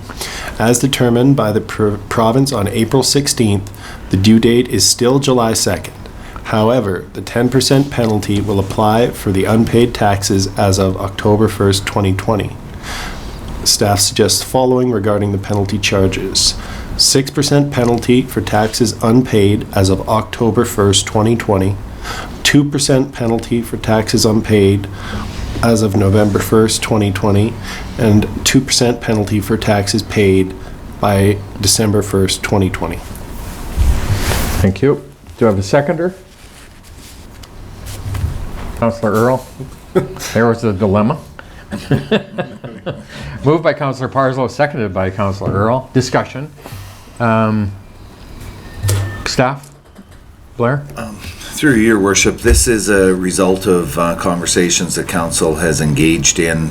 There was some changes, as was noted, in the Class 4, Class 5, 6, and 8 with regard to the provincial government stating that they would not need to be penalized or receive penalty till October the 1st. So as a result of that, this is now brought back to reflect the mandated change by the provincial government. What this speaks to really is usually on July 2nd of every year, any unpaid tax bill will receive a 10% penalty immediately. Council's direction and the report reflects that rather than seeing that in a difficult time, they would stretch that out and do a 2% per month penalty up to, starting on August 1st, up to December, which would accumulate to the 10% penalty. Likewise with the industrial and the light industry and business and recreation, the government stated that up until October 1st there was no penalty. The reflected change in this recommendation is a 6% penalty post October 1st with an additional 2% in November and 2% in December. Thank you. Councillor Earl? Thank you, Your Worship, through you to staff. So I know one of the, probably the most contentious aspect of what the exact right thing to land on has to do with the flow-through remittances we have to make to other government agencies. I know the school taxes were, we can hang on to those till the end of the year, what's collected, and they have to be remitted then. But we were still on the hook for making sure that the regional district and the health authority and a couple other organizations got their money by August 9th, correct? Yes, correct. So a couple pieces of information I'm looking for. You mentioned you were going to have a discussion at your next opportunity with the appropriate minister regarding whether or not we have to remit 100% of what's owed, or whether if we collect 60%, we're giving them 60%, and so on and so forth. And I don't know that we ever got an answer on that, and I was wondering if there's been any movement. And secondly, minus the school taxes, what, I know previous it was a $9.1 million flow through to do, just off the top of our heads, do we know what that looks like without the school taxes, if cash flow should become an issue? All right. Maybe I'll answer the first one, then defer to Flavia for the second. So it became clear when the province indicated that we could collect the school tax and not remit it until the end of December. They made it clear that that money was to be used to pay all other taxes in full. Meaning the regional hospital tax, the BC Assessment Authority, municipal finance, and the Peace River Regional District levy. So that's where they're at. Now, what would happen if we only collected, for instance, 60% of the taxes owed to the city, and we remitted only 60% to the regional hospital district and to the Peace? That's yet to be determined. They won't answer that, but that will be a decision council will make at the time. And based on that decision, we would see what the outcome would be. The dollar figure, as far as the possible impact, based on, it really is a huge variation is going to be based on what percentage pays their taxes. But Flavia, if you have anything to add to that? Yes. Through your worship. So all depends again on the percentage of collection. For example, from class 4 to class 8, that represents 60% of our total tax revenue. By still keeping the July 2nd as the due date, but extending the penalty date, that opens the door for those classes owners to decide to pay by October 1st. So we are talking about 60%, which is about 9 million. And then we have the risk of the class 1 and 2 not fully paid by July 2nd. So you have this other impact. And again, considering that we must pay the requisition for regional and hospital by August 1st. So there is a variable of a potential shortage of 10 million. So 10 to 12 million. But again, then there is the option of going to the capital reserve temporarily and borrow from that. Like we did that exercise. So when I say we really don't know, but we did that exercise back on in the special meetings on April 9 and April 14, and we presented to council what would happen if we just collect 20%, 30%, 40%, 50% less than what we normally collected. And we have a variable of situations that until 20% we are in good conditions. Anything over 30% less collection in all the classes, we start to have a shortage, right? So we will be able to really understand the full picture by July 2nd. When is the due date? What did we collect at that time? And then the projections can be revised. The issue that we face by the province saying we must pay this money even though we may not have collected it for other governments. It puts a city in a cash flow problem. If people don't pay their taxes, we may be in July, August, and September into a cash flow problem. And if a cash shortage, if we don't have sufficient funds to operate the city, then we have to borrow, and that's an additional cost to the residents, city taxpayers, both business and residential. And I think that's, in a nutshell, what we're facing. And we don't know what it will be until we get into those months of July, August, September, in terms of who pays and who doesn't pay, and how much cash we have received in order to pay the bills. Councillor Parslow? Yes, the taxpayers are faced with a number of decisions and forced on them by COVID. And one of my concerns is really ensuring that the taxpaying public has a easily understood set of information. To illustrate my point, which was also discussed at one of the special meetings, relates to the homeowner grant. And some people may choose or may be forced to not pay their taxes this year. I would like, and I know staff has this in mind, but I'd like the implications of that to be fully understood, that they would lose their homeowner's grant for 2020 if they did not pay their school taxes in 2020. So the homeowners, if they didn't pay their municipal taxes.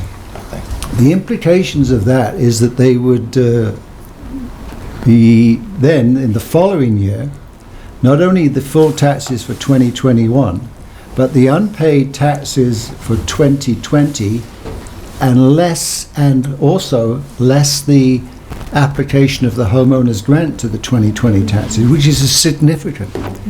It's a major implication if they do not. And we all talk to different people, and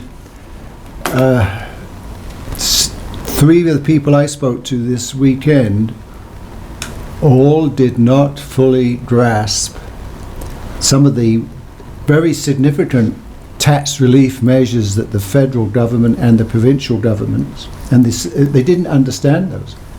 And they certainly did not understand the homeowner's grant. And so these are business people successful business people, I believe. They're long-standing business people in this town. They didn't understand it. So as part of our contribution to the well-being of our community, we need to somehow find means of communicating the things that have been rolled out for them, but also some of the implications and some of the challenges the city's facing, which, in fairness to the general public, I don't expect them to be able to know, but I think we have a duty to explain them as best we can. But I'm concerned about people saying, well, I pay my taxes next year. Yeah, but that homeowner's grant of whatever it is, let's say $900 if you're a senior, or whatever it is, it's significant, is lost. And so that's my big concern. Like, I'm willing to support this particular measure, but it doesn't help that much in the scheme of things. But if it does help some, I'm sure, gives them a longer period of time to make some plans at least before they pay. So, but I am concerned that some people may think, oh, December comes along and they just don't pay it. But that's a big decision you're making, big implications. Well, two things. It's the penalty then is a full 10% if you don't pay your taxes, and you lose the homeowner grant if you don't make application for it. And what we're saying with this particular recommendation is that we're going to help defer the penalty of an immediate 10% penalty on July 2nd. The province has done that for business. in those class 4 and 5 and 6 and 8, we're going to defer some of that penalty, and that's what this one recommendation is, the first of what we're moving forward with. Further discussion? Are you ready for the motion? Or ready for the question? All in favor? Opposed? That's carried. Thank you.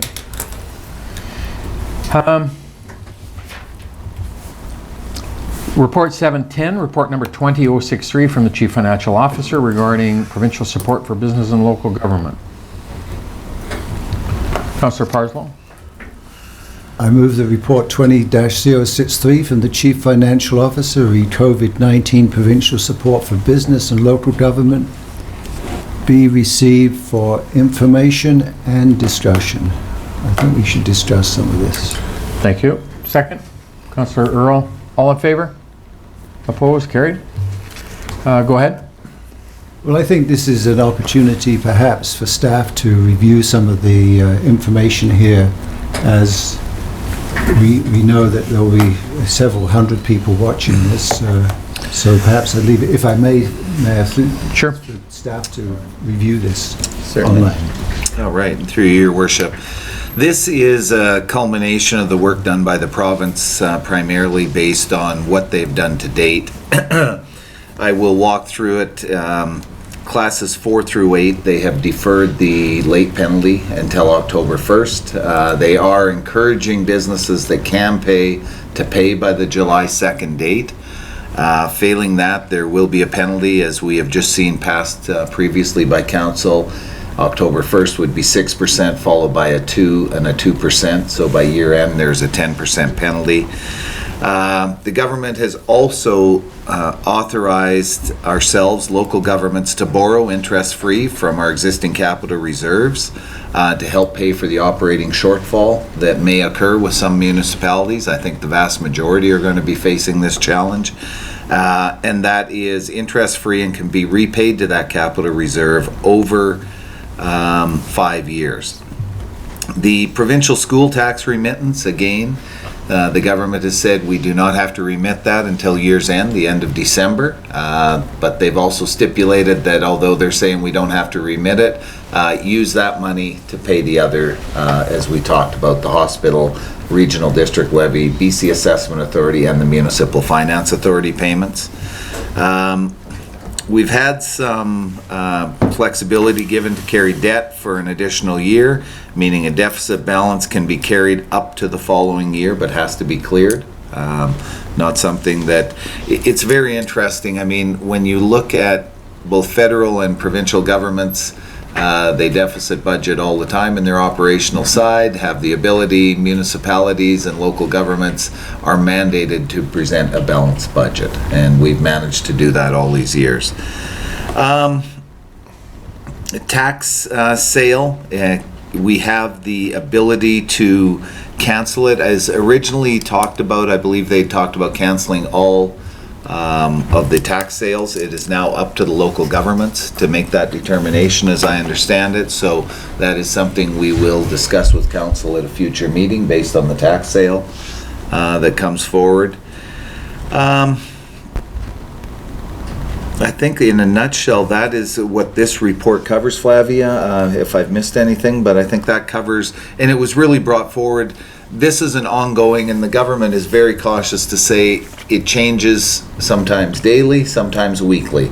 As different impacts are felt by municipalities, they come out with different options available. We've seen this. This is the latest one to come forward, but by no means would I say it would be the last. I think through the discussions we have with the minister, Worship and myself are on a call every week. They've now switched it to every second week. But there is reports brought forward by the minister and then an open question period, and that's where many of the impacts felt by municipalities are brought forward for consideration by the minister. And the reduction of the school tax for business? Pardon me, yes. So they did reduce the school tax portion for business. It is up to 75%. Of the school taxes paid, which they think will save the business community on their taxes a substantial percentage, which, you know, people have also asked why are they doing it for business and not others and so on. The homeowners grant, Councillor Parslow spoke about earlier, was really intended for that, but there's a real feeling that they want to ensure that as many businesses as possible come through this crisis so that they can then re-engage their employees, get them back to work, and they're doing all they can that way as well. And that's a good news, I think, for our business community who now get a reduction on that tax bill for them for this year. Councillor Jebecca? Just a question on the tax sale. The way I read it, it was sort of forced on us by the province. Is it actually an option still? I've just read an article that apparently it looks as though it will be up to us. We may have the ability to, if we choose not to cancel the tax sale notice, but I will pursue that with Flavia, but it is new information to us.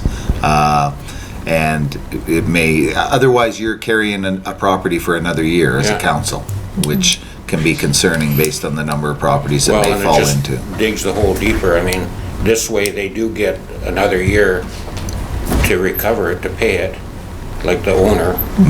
But other than that, it just adds on another year's taxes to whoever's going to buy it out. Yes. Thank you. Councillor Parslow? Yeah, I think one area that needs a little more explanation, and it always causes some problems when every year we do budget and we show a capital reserve. In the options before us, we can borrow from our capital reserve, but our capital reserve is, some of it's already allocated for capital projects, and there's a very important statement that has been put into this report that says that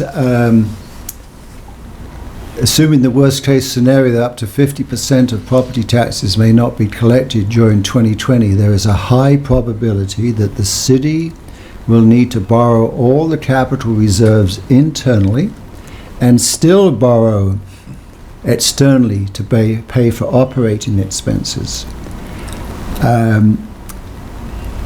This probability increases with the collection of 60% of the property tax revenue being postponed to October the 1st, 2020. People find that having a reserve of this amount, and why do you have it? And they fail to realize that there's commitments to that. You know what I mean? That's one thing they don't realize. And when they hear on the news that, oh well, municipalities are now being given this opportunity to borrow from their capital reserves, not all communities are in the same position, and we are not in a, and I applaud and agree that this council has made significant steps to the positive with this, but we're not a community that has sufficient capital reserves to borrow from. We still have to borrow, and then that's, as the mayor said, has to be paid by the taxpayers through interest. So it's a juggling act, and it's a tough thing here. Thank you. Any further comments? Thank you. So we'll move to Report 711, report number 20064 from the Chief Financial Officer regarding a relief plan for municipal property taxes.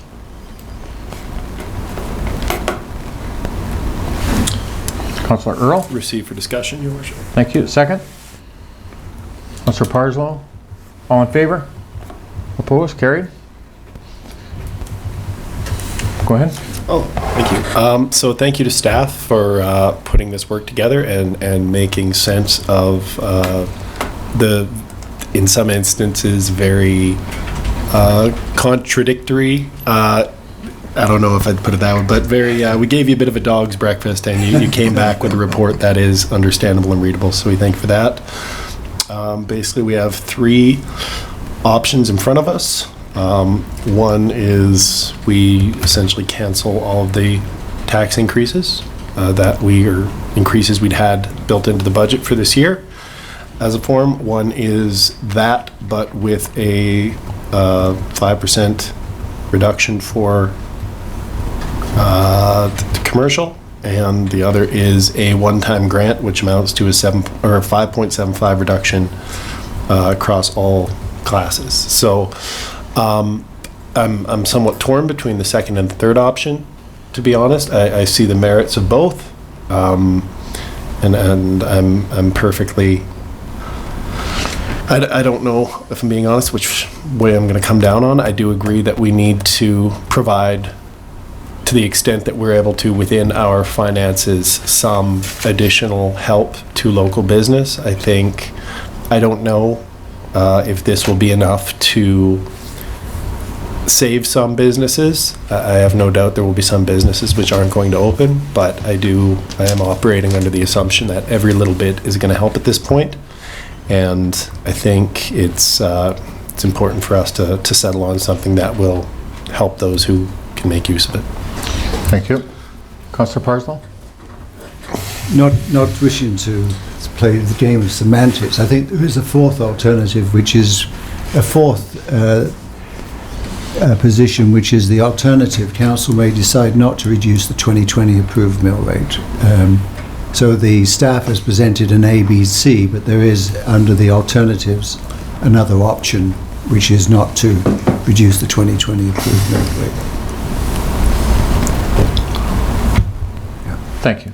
So for me, having obviously we've been having a fair amount of time now with council discussing this, and we've been building in a financial plan for the future, and it's got a 7-year plan on it, and it was built around, we want to reduce dependency on Peace River Agreement and build strong process in place to build the future of our community, and it's been turned upside down in 4 or 5 weeks or 6 weeks on us.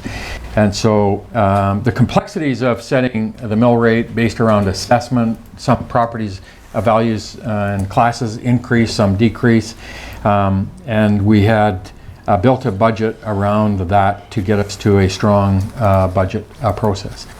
And so now we have, as Councillor Earl indicated, the 3 or 4 options that have been presented, and going back to just a flat 0% increase, and we would lose $570,000 in revenue. And option B, which says we're going to keep it at 0, we're not going to increase the mill rate at all, keep it at 0, and reduce the commercial rate by 5%, and that 5% reduction was because commercial property assessment, the value of commercial property in Dawson Creek increased, and that just keeps them at the same basis of what the assumption then is. Anybody that's at the same will cut basically the same check in 2020 as they did in 2019, and they're not going to face an increase either as a result of the mill rate or the other influences on it. And from my perspective, I think we need to do all we can, but on the other side of it, we are still continuing and still having to provide services to this community, and we're not saying we're closing the arenas and the pools, and that we still have all of those services in front of us that we have to pay and provide. And also, I think administration have said, look, based on all the analytics of what we anticipate, staffing layoffs, other things, that we can still achieve a balanced budget in 2020, which we have to do with option B, and that's my preference, and I'm making that by way of a motion that council move with a option B of a 0% increase with a 5% reduction in the mill rate for commercial for 2020. Have a second. Councillor Wilbur? I will either move that motion or second, whichever one is needed. Thank you. Discussion. Councillor Earl. Thank you, Your Worship. So from a dollar value standpoint, alternative B and alternative C are very similar with respect to how much revenue we forego within about $26,000. The second option is a little more heavily weighted towards business, which I like the idea of. My one concern is that the difference between a one-time grant is that we put a sunset clause on it, and moving forward, we know the community understands from the get-go or from the outset that is a one-time thing which we may not be able to offer next year, whereas making the change to tax rates permanent is something that come next year, there could be an expectation, depending on where we are, that we continue this in perpetuity, that we, and it does, once again, based on the plans we've set out financially, which I agree have been turned on their head, they do basically remove that year of revenue we'd planned on, and we're essentially starting back to what we had last year, whereas with the one-time grant, we can kind of pick up the ball where we left it next year. And having said that, it's anyone's guess what our financial situation is going to look like next year with respect to property values. So I'm prepared to support alternative 2, but I do want to express my appreciation for staff that alternative C was provided, even though. And I'll speak to that, and the reason that I believe that and I appreciate that the grant keeps us at a starting point next year, that we're not going back 2 years, and that's always a dilemma. But I honestly believe that the situation that we're in the world today with COVID, and Dawson Creek will be, that next year is not going to be a standard year. I believe that, honestly, that we're going to be in a situation where we're going to have even more difficult decisions as it relates to operating services, providing services, and it's going to be a start from a whole different discussion. And that's why, to me, I'm more in favor of option B, because I think it offers to the property taxes, to our residents and business, the immediacy of understanding exactly what their bill will be, rather than us charging them an amount and sending them a check for the grant. I believe we need to send that message to them immediately. And from that perspective, I'm option B. Councillor Jebecca? I'm just curious, if it was a grant, does it have to be a flat rate? Or can you adjust the grant level, specific amount, for example, for residential and a different amount for business? Yes, it's up to council. The 5.75% was considered the average of what was suggesting on the alternative B. But yeah, council can say for class 1, we want to give a grant of 5%, or for class 4, class 5, another percentage. So is that possible? And the other thing for the grant, just to clarify, that would be a reduction directed on the tax notice. So we would have that one-time grant showing this is for your one-time grant, the reduction under your tax pay. Councillor Parslow. Yeah, well, first of all, I recognize this is a very difficult decision for probably everybody. And as has been said by everybody here, that next year is not going to be a normal year. So some people say it's going to be a tougher year, because it's you're coming off a bad year, and is likely therefore to be less capacity for people to, even though things may be loosened up, to rebound from this. So my thinking is different, I suppose, from what's been put forward here in the motion. And I'm sure, I don't wish to say that people are not thinking about next year. I'm sure they are, but we just think somewhat differently, perhaps. We also know the impact of this pandemic has hit everybody in different ways. It's hit people through their loss of employment, loss of rental income, perhaps, loss of savings, where every one of us is impacted. The small business community is a vital part of our community. I recognize that. And I just believe that, you know, the what we can offer here is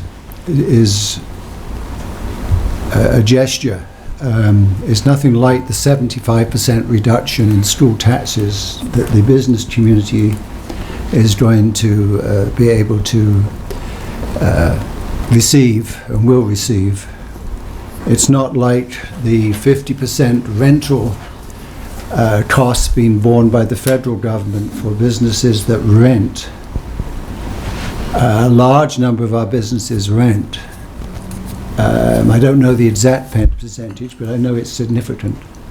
So they will not benefit necessarily unless the property owner flows through this tax reduction to their renters. Some will. Councillor Wilbur referenced somebody in Fort St. John who was doing that.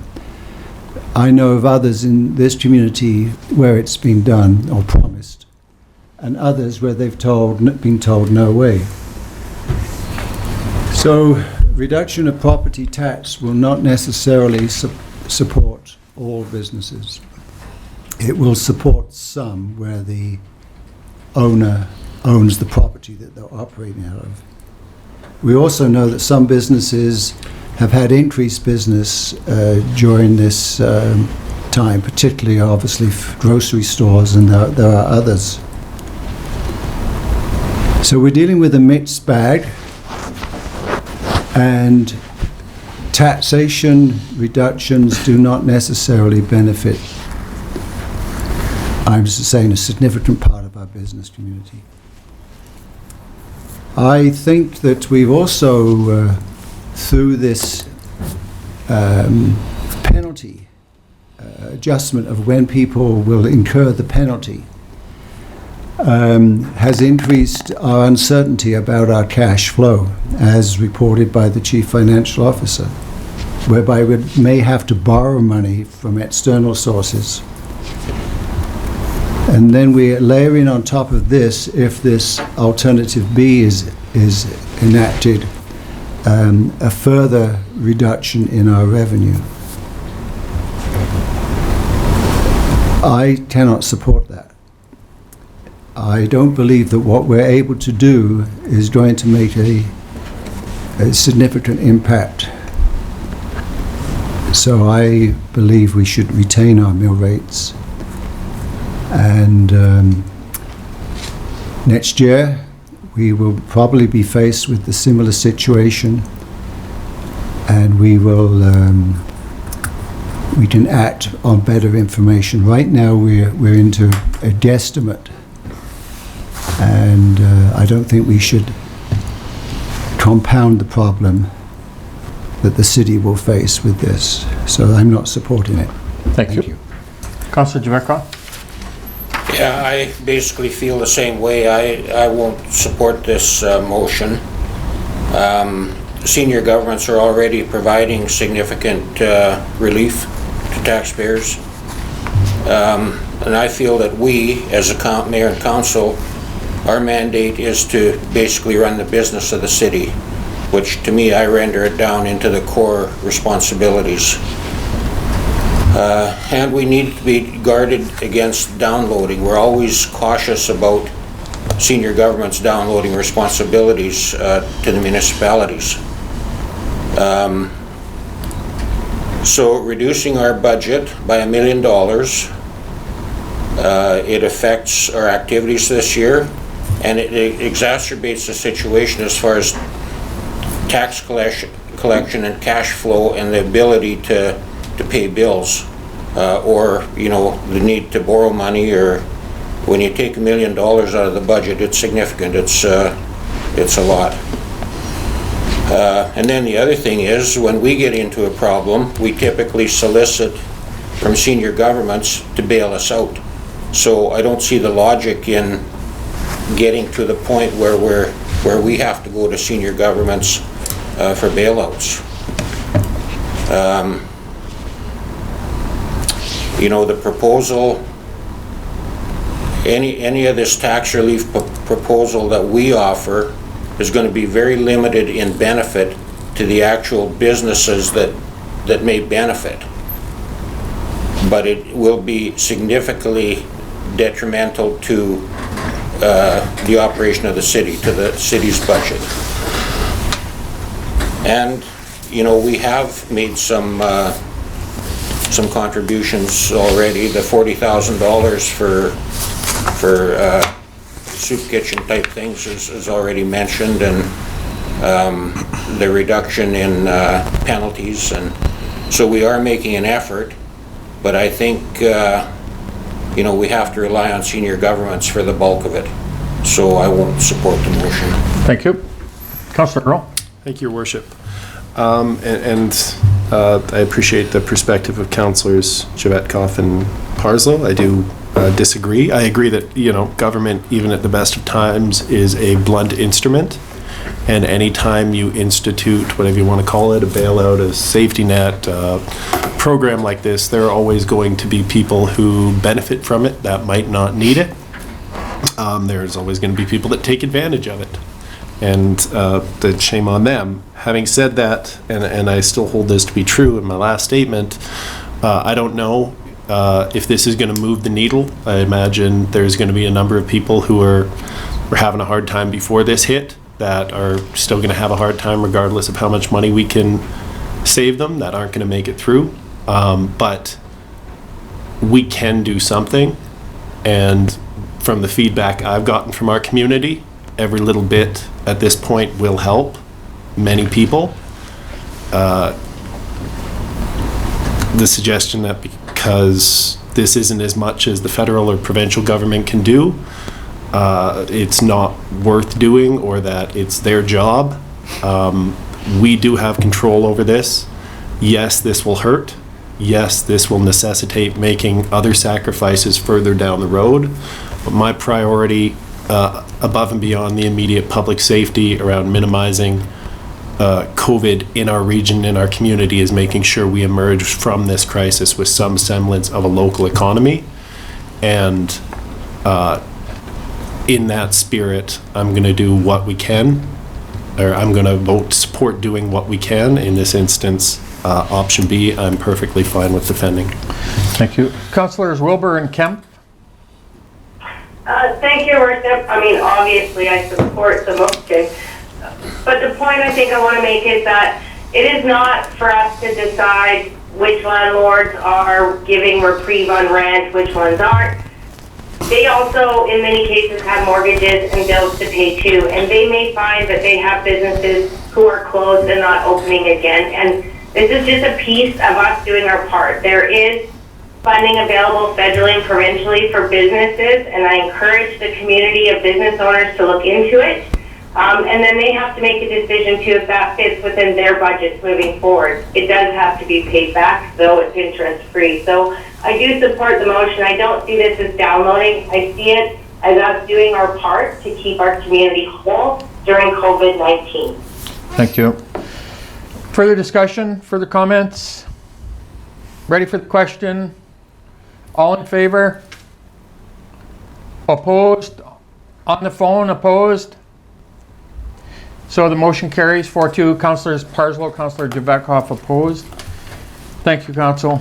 Tough. This is obviously unprecedented, where we spent 4 or 5 months working on a budget with a financial plan, and in 4 or 5 weeks it gets turned upside down. So I certainly appreciate the difficulty for all of us, and appreciate staff's work in responding very quickly to putting a plan in place.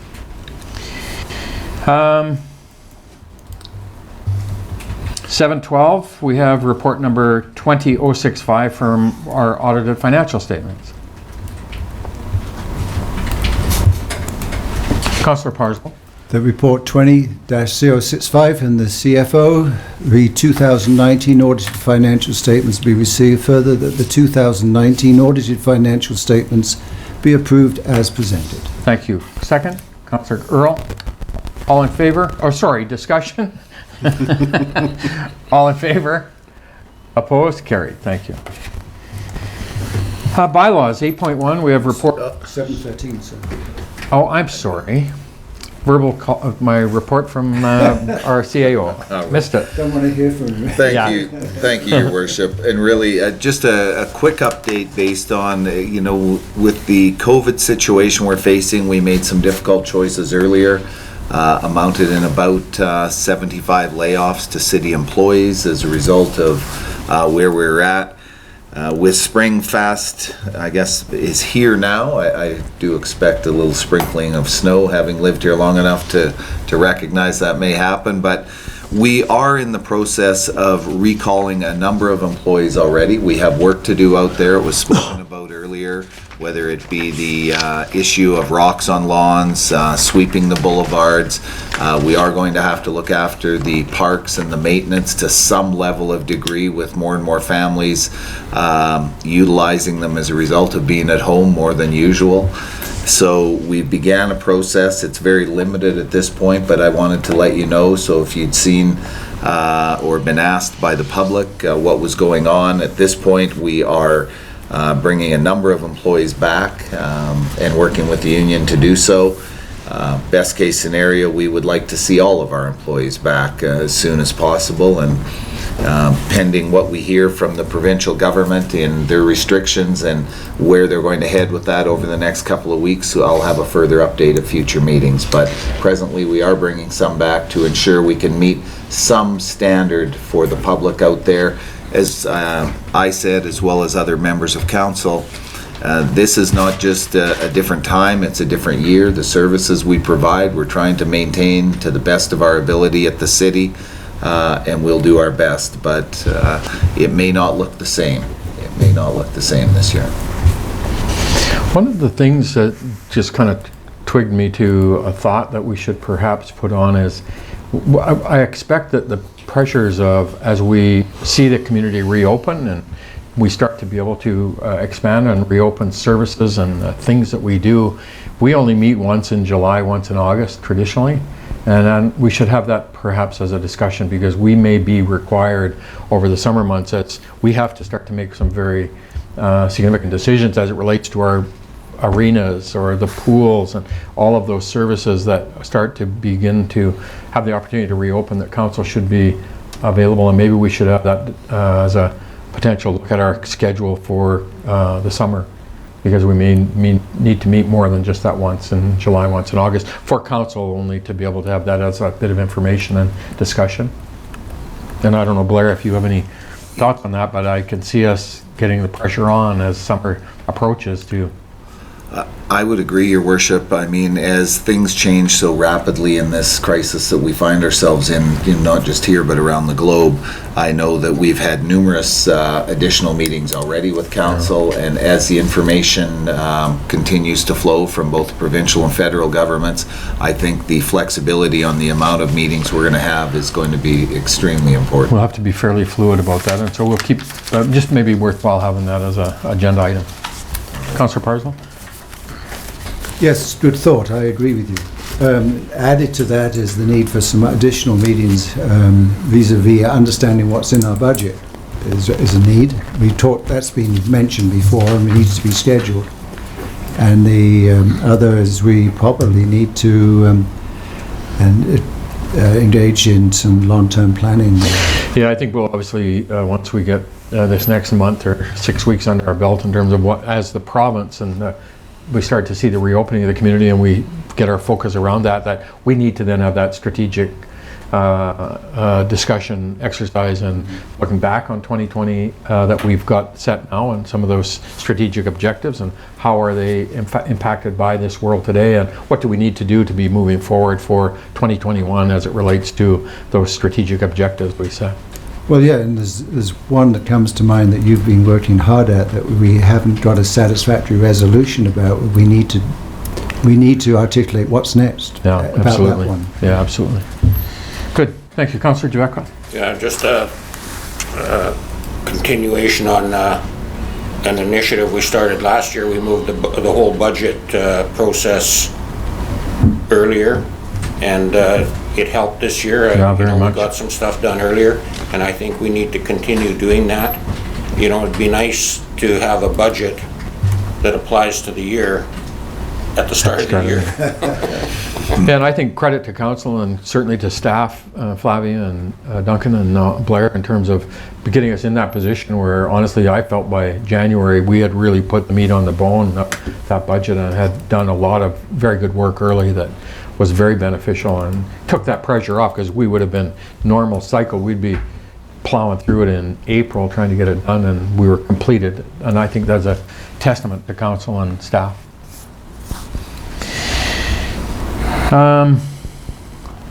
Bylaws 2020-2024, our financial plan bylaw 4040-2020 for consideration of adoption. Councillor Jebecca, move. Second. Councillor Earl. Discussion. All in favor? Opposed? It's carried. Thank you. Report 8.2, we have report number 20055 from the Chief Financial Officer, re COVID-19 relief plan for a temporary utility fees reduction. Can we move that we discuss this a little further? Sure, just proceed for discussion at this point. And yeah. I'd like to move that. Councillor Parslow, second. Councillor Earl, all in favor? Opposed? Carried. Go ahead. This is not new to us because we've discussed this at let's call it a planning meeting if I can. But I just have a question, two questions. We're billing this as a temporary utility fee reduction. So why are we calling it a temporary reduction? But that's my first question.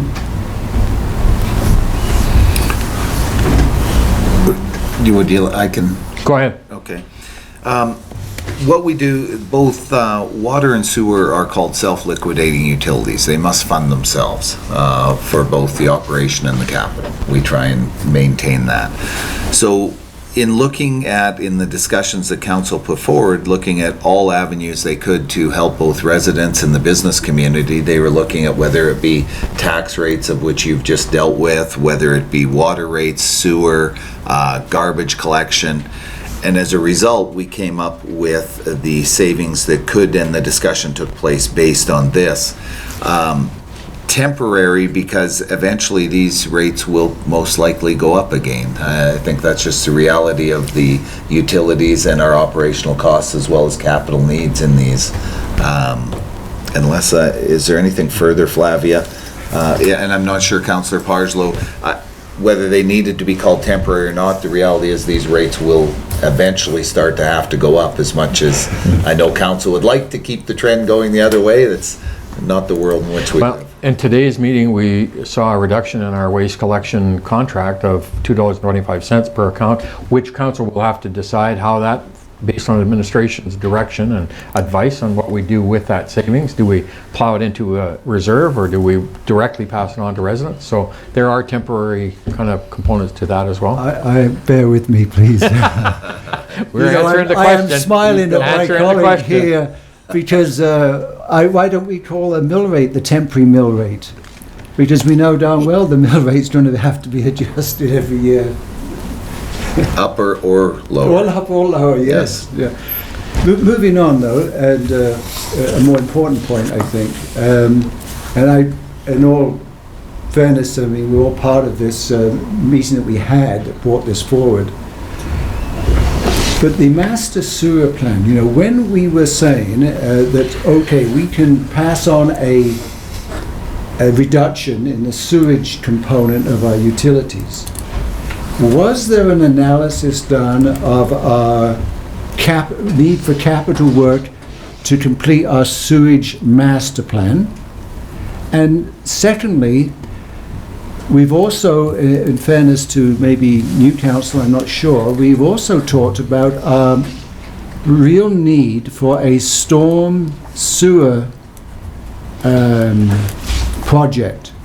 There's been discussion, can we set up another utility called a storm sewer utility? And I don't recall me bringing those forward at this meeting because they hadn't occurred to me. Mm-hmm. But with the item in the agenda of this thing we've just passed about that sewer master plan, that's brought it forward to me again. You know, what is the stroke that's left? How is it going to be funded? What are we doing about our storm sewer utility? Now, I'm not trying to muddy, because I support this particular recommendation, but I want to make sure that we've got our sewage master plan capital needs somehow covered, and maybe that's not germane to this decision, and if it may not be, but I just think there are things, again, if we're not going to, if you staff feel it's not germane to this, fine, I can live with that. But then I would then like to flag that we need to have some discussion about the master sewer and the storm sewer issues. Flavia? So was this master sewer plan reviewed in this particular proposal? I can't confirm if the master sewer plan was considered on the 5 years capital plan for sewage, but I can say that when this proposal was put together, it did consider the 5 years sewage capital plan approved through this adoption of the bylaw 4440. One of the reasons also why we are calling temporarily is because we do have a significant amount of a reserve on sewage that we could be using for this year to offset, and then council would be sitting together and assessing for the future capital plan. Do we want to keep that low infrastructure? Do we want to increase? Do we need to consider the sewage plan? So this is what was considered. The 5 years capital projection was considered when suggesting this temporary relief. Well, that's good enough for me. Thank you. Thank you. But can Yep, go ahead. is there any? Just to fill in some information? Is it possible for the city to establish another utility to cover the storm sewer? I'm not asking for an answer for that now, but something that I would like brought forward for future discussion. Definitely. Thank you. Yeah. Good. Thank you. Your Go Worship, ahead. maybe just for clarity as well, as we go through this discussion on this, there will be people say, well, what about the water? Why is the water not being adjusted? And sewer is a percentage of water. The water utility is not in as strong a financial position as the sewer utility. So it's that simple. People will wonder why their water rates possibly weren't adjusted under this.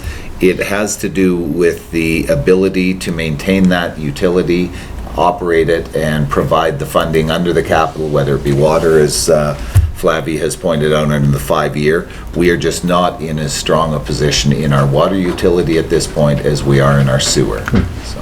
Thank you. So I'm looking for a recommendation. Councillor Parslow. I'm willing to move recommendation 1. Okay. And then someone else to perhaps do the other. Recommendation 1, that report number 20-055 from the CFO, the COVID-19 relief plan, temporary utility fees reduction be received. Further, the council directs staff to revise the fees within the following bylaws, effective based on consumption starting on April the 1st, 2020 through to December the 31st, 2020. 1. Sewer rates and regulations bylaw number 4088. Reduce the variable rate for sewer by 16.8% and reducing the sewer fixed infrastructure charge by 25%. And 2. Solid waste and recyclable material regulation bylaw number 4380. Reduce the curbside pickup by 30%. Thank you. Do I have a seconder? Councillor Jebecca? Oh, Sorry? Discussion? Ready for the question? All in favor? Opposed? It's carried, thank you. Recommendation 2, Councillor Earl. I'll move recommendation 2, that sewer rates and regulations amendment bylaw number 4443 2020, solid waste and recyclable material regulation amendment bylaw number 4444 2020, and Dawson Creek water resale amendment bylaw number 4445 2020 be given first 3 readings. Second, Councillor Jebecka. Discussion? All in favor? Opposed? Carried, thank you. And recommendation number 3. Councillor Earl? I'll move that recommendation number 3, sewer rates and regulations amendment bylaw 4443, 2020 solid waste and recyclable material regulation amendment bylaw number 4444, 2020 and Dawson Creek water resale amendment bylaw number 4445, 2020 be adopted. Thank you. Second? I'll second. Councillor Wilbur, thank you. Discussion? I didn't have to read any of that out. All in favor? Opposed? It's carried. Thank you. That's it for bylaws. So, Mayor's business. I want to give a quick update on the COVID-19 because we did, and even today in our meeting, we had a question from Councillor Wilbur in regards to some of the complexities that people are wondering how these businesses are open, how some aren't, what's the parameters. I just wanted to give a really quick overview of some of the orders for people and for the public. And so one of the provincial health orders was certain facilities, certain businesses must be closed. And under that personal services public health order, operators of personal service establishments or persons who provide personal services. And personal services include but are not limited to services related to hair, skin, nails, other parts of the body, body modification, flotation tanks, cosmetic laser services, electrolysis, and provided in a personal service establishment, and or the residence of a client or a customer in a mobile establishment. But personal services do not include healthcare services provided by a registrant of a college of a health profession designated under the Health Profession Act. And so what that means is those services must close. You must close all personal services establishments, including in-home establishments and mobile establishments, and must not provide personal services to clients or customers in any location, including the residence of a client or a customer. And so that was the personal services public health order. And I know there's been some concerns about that, and obviously some of us are feeling the effects of that with our hairdos these days, and you got two options. You either shave it or grin and bear it. But that's the personal services one. And then the public health order as it relates to operators and owners of premises of which food and drink is prepared or served, holders of liquor licenses and liquor license endorsements that do not offer meal services, owners and operators of premises at which meals and drinks, including drinks containing liquor, are prepared, and to owners and operators of retail liquor establishments. And basically what the order says is owners and operators of places at which food and drink are prepared and served, you may stay open subject to the following. You only provide takeout or delivery services. Customers may be on your premises only for the time it takes them to purchase and collect the purchase. And you must ensure that when people are in your premises, there is sufficient space available to enable to maintain that personal distance of 2 meters. And you must not have more than 50 people at any one time on your premises. And then holders of liquor licenses and liquor license endorsements that do not offer meal services. And if you are a holder of a primary liquor license and only provide snacks or appetizers but not meal services, such as a nightclub, you must close. And if you are a holder of a manufacturer on-site lounge endorsement or a manufacturer on-site tasting room endorsement, you must close. And owners and operators of places at which meals and drinks, including drinks containing liquor, are prepared and serviced, you may stay open subject to the following: that you again only provide takeout service. Customers may only be on site for them at which time it takes them to purchase it. And then the owners and operators of retail liquor establishments, and if you are the holder of a retail liquor store licensed manufacturer on-site endorsement or a liquor primary license with off sales, your retail premise may stay open. And so it was just for some clarification in regards to that. And so I know that there's been a lot of discussion in the community about the gyms opening or closings, and should they be open or closed. They are allowed to be open, and they are allowed to be open providing they maintain those requirements under the public health order, such as personal spacing and number of people on site. And they are required to ensure that is adhered to. And we have been in touch with our bylaw enforcement and the owners of the establishments that are choosing to open through the Ministry of Health, through the Northern Health Public Health Officer, to ensure that they understand what those requirements are. And so I just wanted to give that as a little bit of an update, just for some clarification for folks. A couple of weeks ago, there was an Amber Light tribute. I want to give some real recognition and credit to those organizers of that, to do a drive-by past the hospital and an opportunity to provide some support and acknowledgement to our frontline healthcare workers at the hospital as well as at Rotary Manor. I thought they did a very good job of it, and I certainly appreciated the effort and gesture that they made. WestJet, I was in discussions with WestJet last week in regards to the proposed service that they had announced that was going to launch on April 26th, which was yesterday. And unfortunately, with all that went on in the airline world, obviously they delayed the announcement to July 2nd, July 3rd. They just went through some further downsizing and reduction of staff last week. And so one of the requirements they put on to launch a new service is they give 60 days notice. And so they don't expect that they're going to be back, bringing their people back on and launching their new, implementing some flights and services. So they've indicated to me that they will be launching this service on August 3rd for Dawson Creek. They're very committed to it. They're very enthusiastic about it. They're really excited about the opportunity, and that service through WestJet Link is provided by Pacific Coastal. I talked to the Vice President of Pacific Coastal last week, and same thing, they're really excited about it, and I know they're working their way through the office space and all of that. So I just wanted to give, and that schedule is online for anybody that's wanting to look at it. It's available to book for August 3rd, and we really encourage the community to, when it's appropriate, when you can, and when you need to consider Dawson Creek for that flight.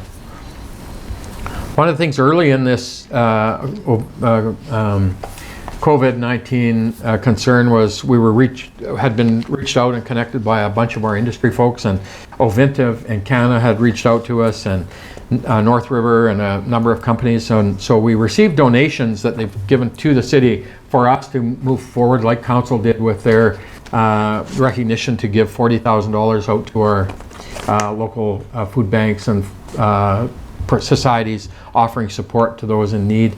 North River, Ovintiv, and Oscar's Disposal have put in $14,000. North River gave us $10,000, and Oscar's and Ovintiv have given us $4,000, and so that's available for us and into the pot to be able to help these organizations as well. And I really want to thank these companies for reaching out and giving that support to our community. And I just received a call from Brian at Ovintiv in Canada this morning, and they've come up with some further funding that they're going to give to the community for that they're going to be providing to the Salvation Army, Network Ministry, St. Mark's, and the Nowkin Friendship Center. So even further, they're coming in.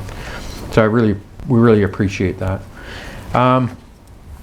Councillor Parslow had an item. I'm going to do this one first before I do the airport fees and charges. So Councillor Parslow had an item to move forward and closed. I need Council's support of that motion. Council, all those in favor? Opposed? It's carried. Thank you.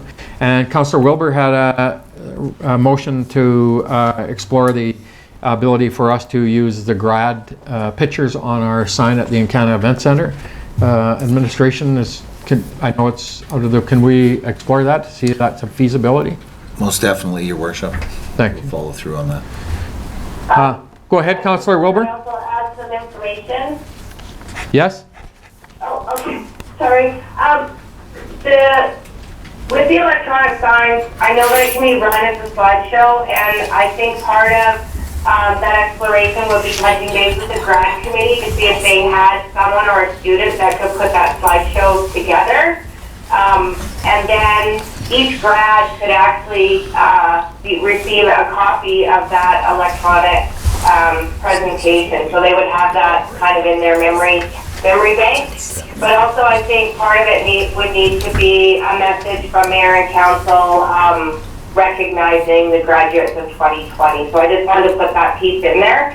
But it could literally be done for free, and I would be happy once we know if we can go ahead with this to work with staff to touch base with local businesses on what formats they would need for their signs if they're willing to put it up as well.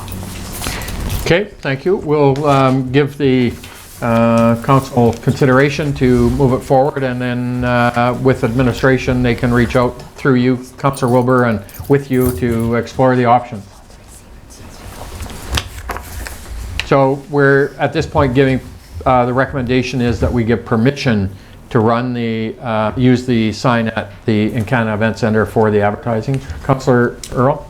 Not to be contradictory, Your Worship, but I don't know that it's our permission to give, as the sign is Spectra's to manage. So I imagine the motion should be to direct staff to contact Spectra about moving forward with this and all the other stuff, but it's not ours to use. Yeah, we would work with the people at the event center. I don't think there's going to be anything on that sign at this present time, so I think we'll be able to find some common ground there. Good, okay, thank you. Further discussion? Ready for the question, all in favor? Opposed? It's carried, thank you. And the last item is we have a proposed airport fees and charges that's being set to kick off in about a month. Blair? Your Worship, so this is the airport service and fees changes. They kick in on May 1st very shortly. And really, they were put here for consideration whether council wanted to maintain with that fee increase for the airport service fees that we charge, or whether they would like to look at those in the light of the COVID situation we're in. That's the reason it's before us. So the recommendation being that we would delay the implementation of these fees and charges because the landing fees and terminal fees are virtually non-existent right now, and they will be non-existent until WestJet begin to land here because CMA are out. Yes, Your Worship. Councillor Jebecca? Well, this isn't going to have much of an impact. I mean, I think we've got an agreement with WestJet for the first 6 months, so it won't affect them. And there's not much other traffic right now. So I think we should just leave it in place and implement it. Okay. Councillor Earl? Is this, I guess, has there been any discussion with Wasco about, has their recommendation, because I think initially these fees were a combination of us upping them automatically as we were doing with other fees, but also there were some areas where Wasco chimed in and advised differently, and I think our initial plan was to kind of go along with that. Have they given any feedback as to have they given a recommendation on this at all, or any feedback around that? No, they haven't. This is a result of the work council's been doing based on fees and charges and impacts as to what council can look at to make some form of financial changes as the fees and services we deliver. So this was put in front to see if council, simple question, would they want to maintain the current fee or the increased fee structure, carry forward with it as of May 1st. So Wasco has not recommended we do this, or not recommended. It is strictly a fee increase based on our standard increase that council, it was a question, would you want us to proceed with this, or is there an alternative that you'd like us to pursue? Councillor Jebecca? But it seems to me that Wasco had made a recommendation on the increases. That's when we adopted that. Pardon me, yeah. This is a result of the COVID and the request we had from council to investigate everything. What are we doing with fees? What do we do? So that's why it's back before you today. See some of the changes like for de-icing, but that's not going to be effective until next winter. So, you know, I think we should implement it and just saves us a couple steps. The only, we are in the risk that we experience today in our airport is if WestJet, through this whole, what they're going through in the airline industry, choose not to launch that flight, and there's no indication that's going to be, but if they do, with no commercial air traffic, we have a whole different game in terms of access to grants and all that. And the only worry I have is if somebody's snooping about, because now you're seeing a difference in the world, if somebody starts to look at our fees, would we want to be as competitive as possible? And I don't know whether this impacts it or not, but it's a worry right now for me until WestJet launch and they're in there. That's my concern. Well, if they don't, then we go back to the drawing board. Okay, Councillor Earl? Thank you, Your Worship, through to staff. And I'm just looking at the WASCO report under the committee of the whole meeting here with respect to aircraft movements, but I imagine that's kind of lagging a month behind. Are we still getting charters coming in fairly regularly? Or is that more or less stopped as well? I think it's, go ahead. Very, very limited. Okay. I've had discussions with Wasco last week on a couple of occasions, but very, very limited movement at the airport at the present time. Thank you. Okay, so do we want to, we don't need to make a motion if council isn't if there's no wanting to other- do anything with it, and we'll just leave it as it. So that's it for Mayor's business, I believe. Consent diary, anything? Nothing new to report, Your Worship, though there was a question earlier in the meeting with regard to the arena advertising. Oh, right. I can bring that up at the Perfect, present time. thank you. $20,000 per year is what it is. We have, they pay twice a year, once in April, once in December. The April payment has come in at $9,175, and the December is $10,825, about 54%. That's the number we're looking at. Out of that, I believe 75% comes to the city, 25% to the contractor, if I'm correct, Flavia, on that. So probably we were looking for a dollar figure impact at the present time, right in the $7,500 range. Okay, good. Okay. Thank you. Thank you. That's good. Consent calendar, anything anybody wants to lift? Your Worship, did we need a motion one way or the other on the request regarding the arena signage? I think we did, Councillor. I think we were just we just were going to bring the information back, but we directed administration that we wouldn't implement the fees for this year. You're right, correctly, I had a brain fart moment. Motion to accept the consent. Councillor Parslow, Councillor Earl, all in favor? Opposed, carried, thank you.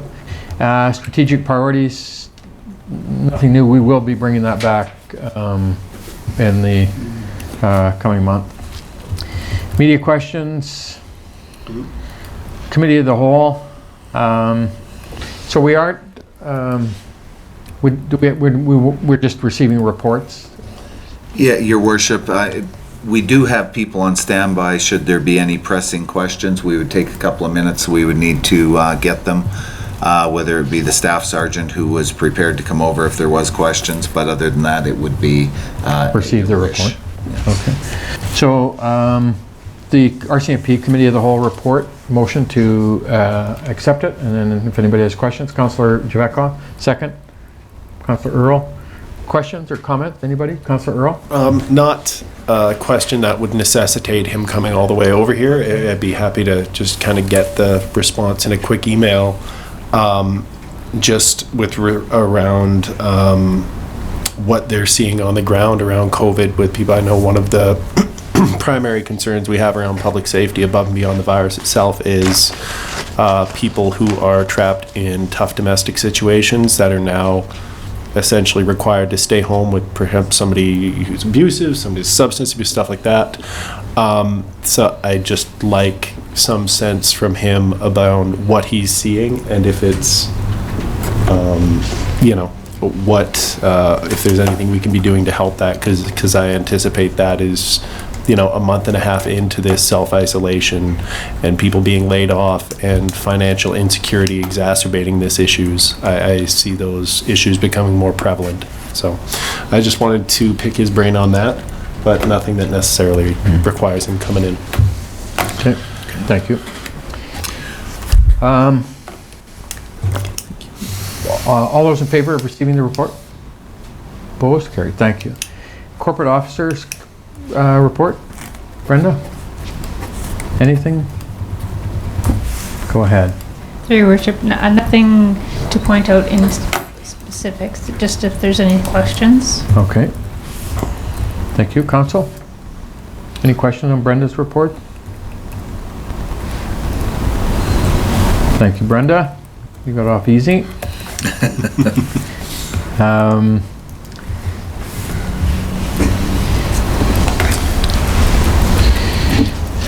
Sorry, my. See if Chief Financial Officer, good morning. Good morning. Welcome. Thank you. I have nothing to add, but I'm available for any questions. Thank you. Any questions for Flavia? Did I miss making a motion Yes, you to did, Your receive your Worship. report? Sorry. So let's do that first and then we'll deal with Flavia. So a motion to receive Brenda's report. Yes, Brenda? Through your worship, we, there's no requirement to receive these Yeah. as They're per part of the motion. agenda, right? And so, Okay. All right. Flavia? Good morning. You nothing further to report? No. Good job. Thank you so much. Yeah. Development Services, good morning.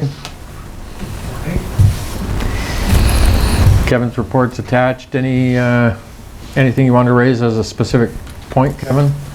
I'll just bring just one thing, actually, through your worship. The only thing that of interest in the, not the only thing of interest, but was the attached water usage report. I think there's some really good information in there for council, so if there's anything specific on that I could answer, but that's the only thing I wanted to bring up.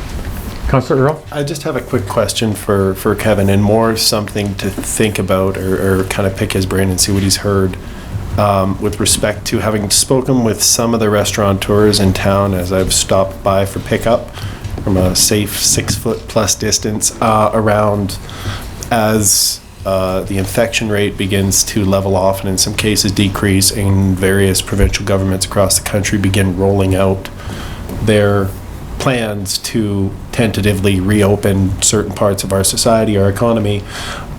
Restaurateurs are being told to expect, obviously, when they can reopen, there's going to be likely significant limitations on spacing of people, food handling, things of that nature. I just want to I see in some more tourist-centric towns, councils, various councils and local governments are already beginning to look at what they're doing with respect to their permits to allow restaurant, whether it's outdoor expansion out onto areas where they normally wouldn't be, or to the extent where they're not, just make sure they're not needlessly inhibiting people's ability to reopen their business in a timely fashion. Do you guys get any just your thoughts on that if you've got? So through your worship, they haven't really thought about that, but as you were speaking and mentioning that, is we have had on occasion some restaurants that want to utilize space outside that don't have a traditional patio. So they may want to go out on the sidewalk. We've had that in the past. And so in order to do that, because it's on city property, we usually enter some form of an agreement with them, just, basically, I can't remember the name of the agreement, but a very simple thing to say that they can utilize that space as long as it's not impeding pedestrian traffic. So we may run into some of those scenarios where people want to get out there and, like you say, to maximize their space, not just internal, but outside as well. So perhaps, I should have brought that up under new council business. I apologize for not, but if you could, keep an eye towards that moving forward, I think it would be appreciated so that we can expedite the process as expediently as possible to get people who are able to operate safely back up and running. Go ahead. Your Worship, if I could just add to that, I can assure both yourselves and council and the people of our community, we will be as flexible as possible to ensure we try and meet the needs of both the business and the residents as we come through this pandemic and as things start to open up. If it requires decisions of council, we will notify the mayor immediately, and if it's needed for a special meeting or a survey to be done, we'll do everything we can. We will not be the roadblock for any recovery process that takes place, I'll assure. And be driven by public health officer and the order of the province in terms of how they're saying we can reopen and what we can do and the parameters around that. So, thank you, Kevin. And General Manager of Community Services. Good morning, Ross. Good afternoon, Ross. Afternoon, Your Worship, members of council. Maybe just one quick note. Council received a report this morning on bedding plants and the general state of our beds, annuals, perennials, what have you. We are moving forward with the hanging baskets. I don't know if anybody touched on that, but we had an opportunity to change, we've got a 3-year agreement with the provider for bedding plants. We're in year 2 of that.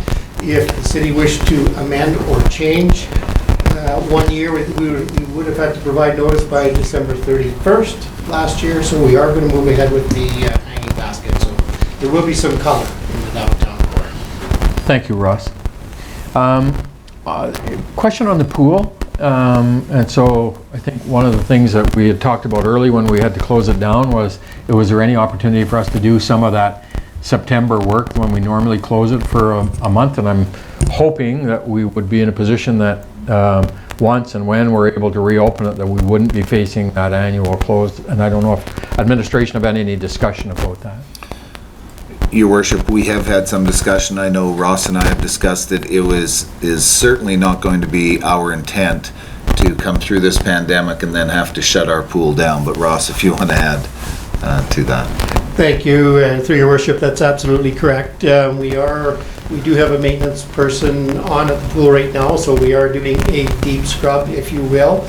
We have a couple of tenders out right now, i.e. sound systems in the building, and things, annual repairs and maintenance such as pumps, lights, different things. We're able to tackle that stuff sort of as and when.